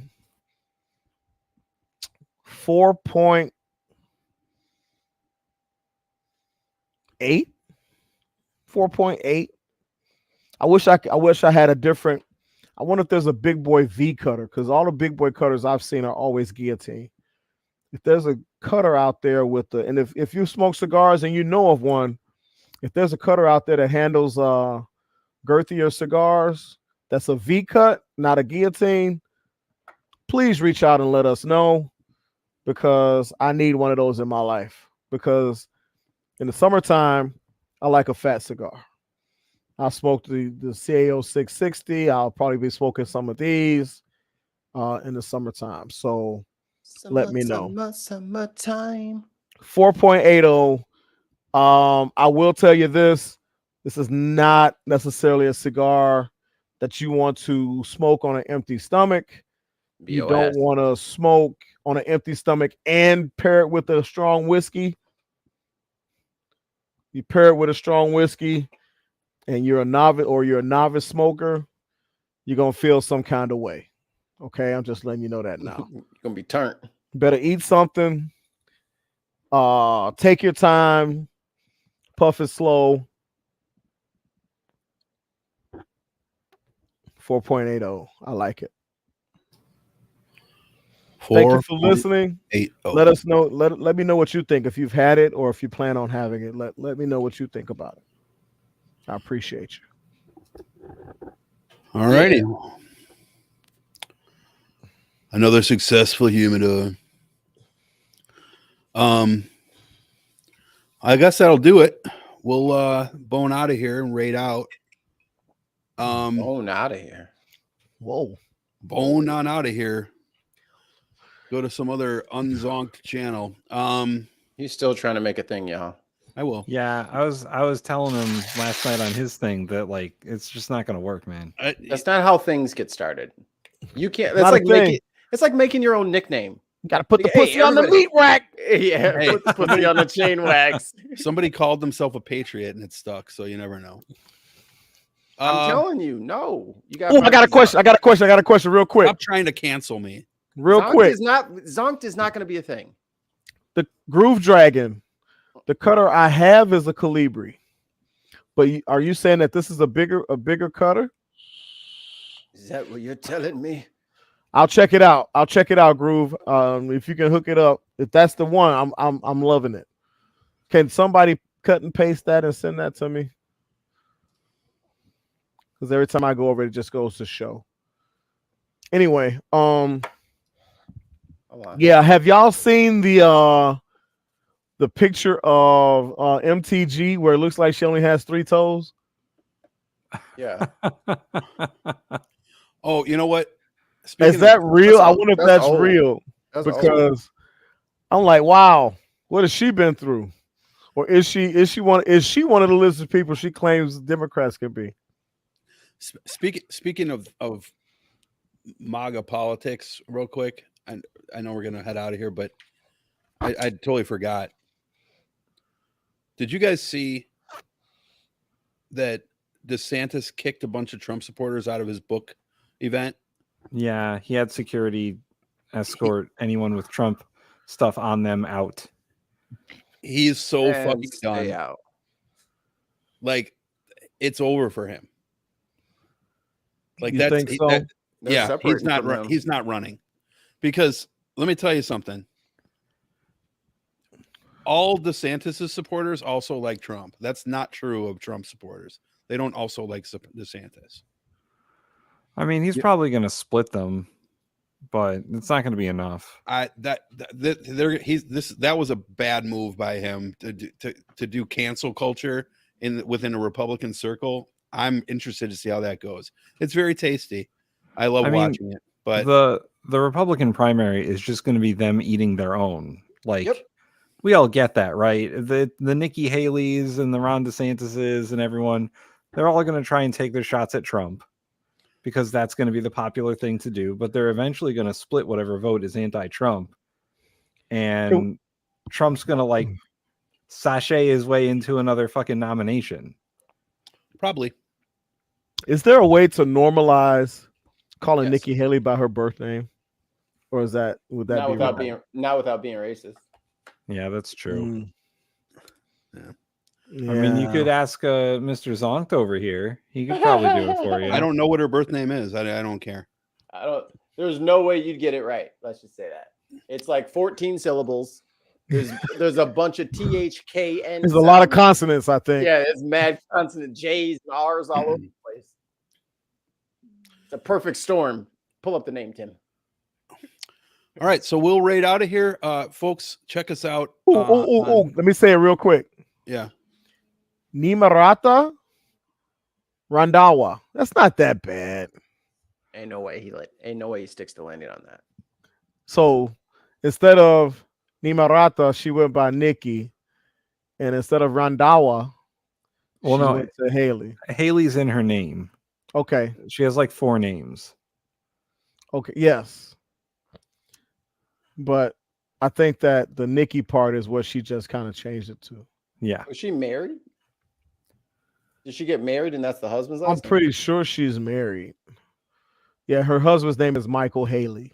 Yeah, Well, there okay. you go. That makes sense. So- That's where the Haley came from. Her parents are Ajit Singh Randawa and Raj Kaur Randawa. Then she's got a daughter named Nalin, and Reena. Those are cool names. Not bad. Yeah. I mean, it's no Kira, but I mean, Right. Are you with me, Kira? I would call it Kira-chan. Vin. Vin. I love you, Kira-chan. Vin. Kira-chan, come here, Kira-chan. That's be my little anime baby. It's gonna be great.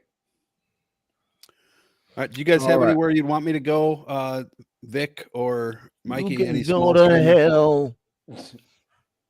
No, nobody small you've been keeping tags on. We can go to Tofu or Echoplex are both on. Nobody small? Like what we're all small timers now. Oh, we like to Tim's try to very help sensitive. smaller streamers if possible, but it's hard to find the smaller people unless you like. You gotta really look. Yeah, you have to really look. And I don't have a lot of time for that, so I'm There's a lot of asking my algorithm. resources if they were like, oh yeah, how about this person? So, See, we're all just a resource to Dutch. I get it. As long as All you right. have a utility, you have a space in his life. all right, we'll go over to Tofu Ghost channel. She's cool. All right, we will see. I will see you later. Yeah, follow us on Spotify, follow us on iTunes, check us out on YouTube. Follow Tim's channel, follow my channel, follow Mikey's channel. We will see you guys next week. Later. Peace. Whew.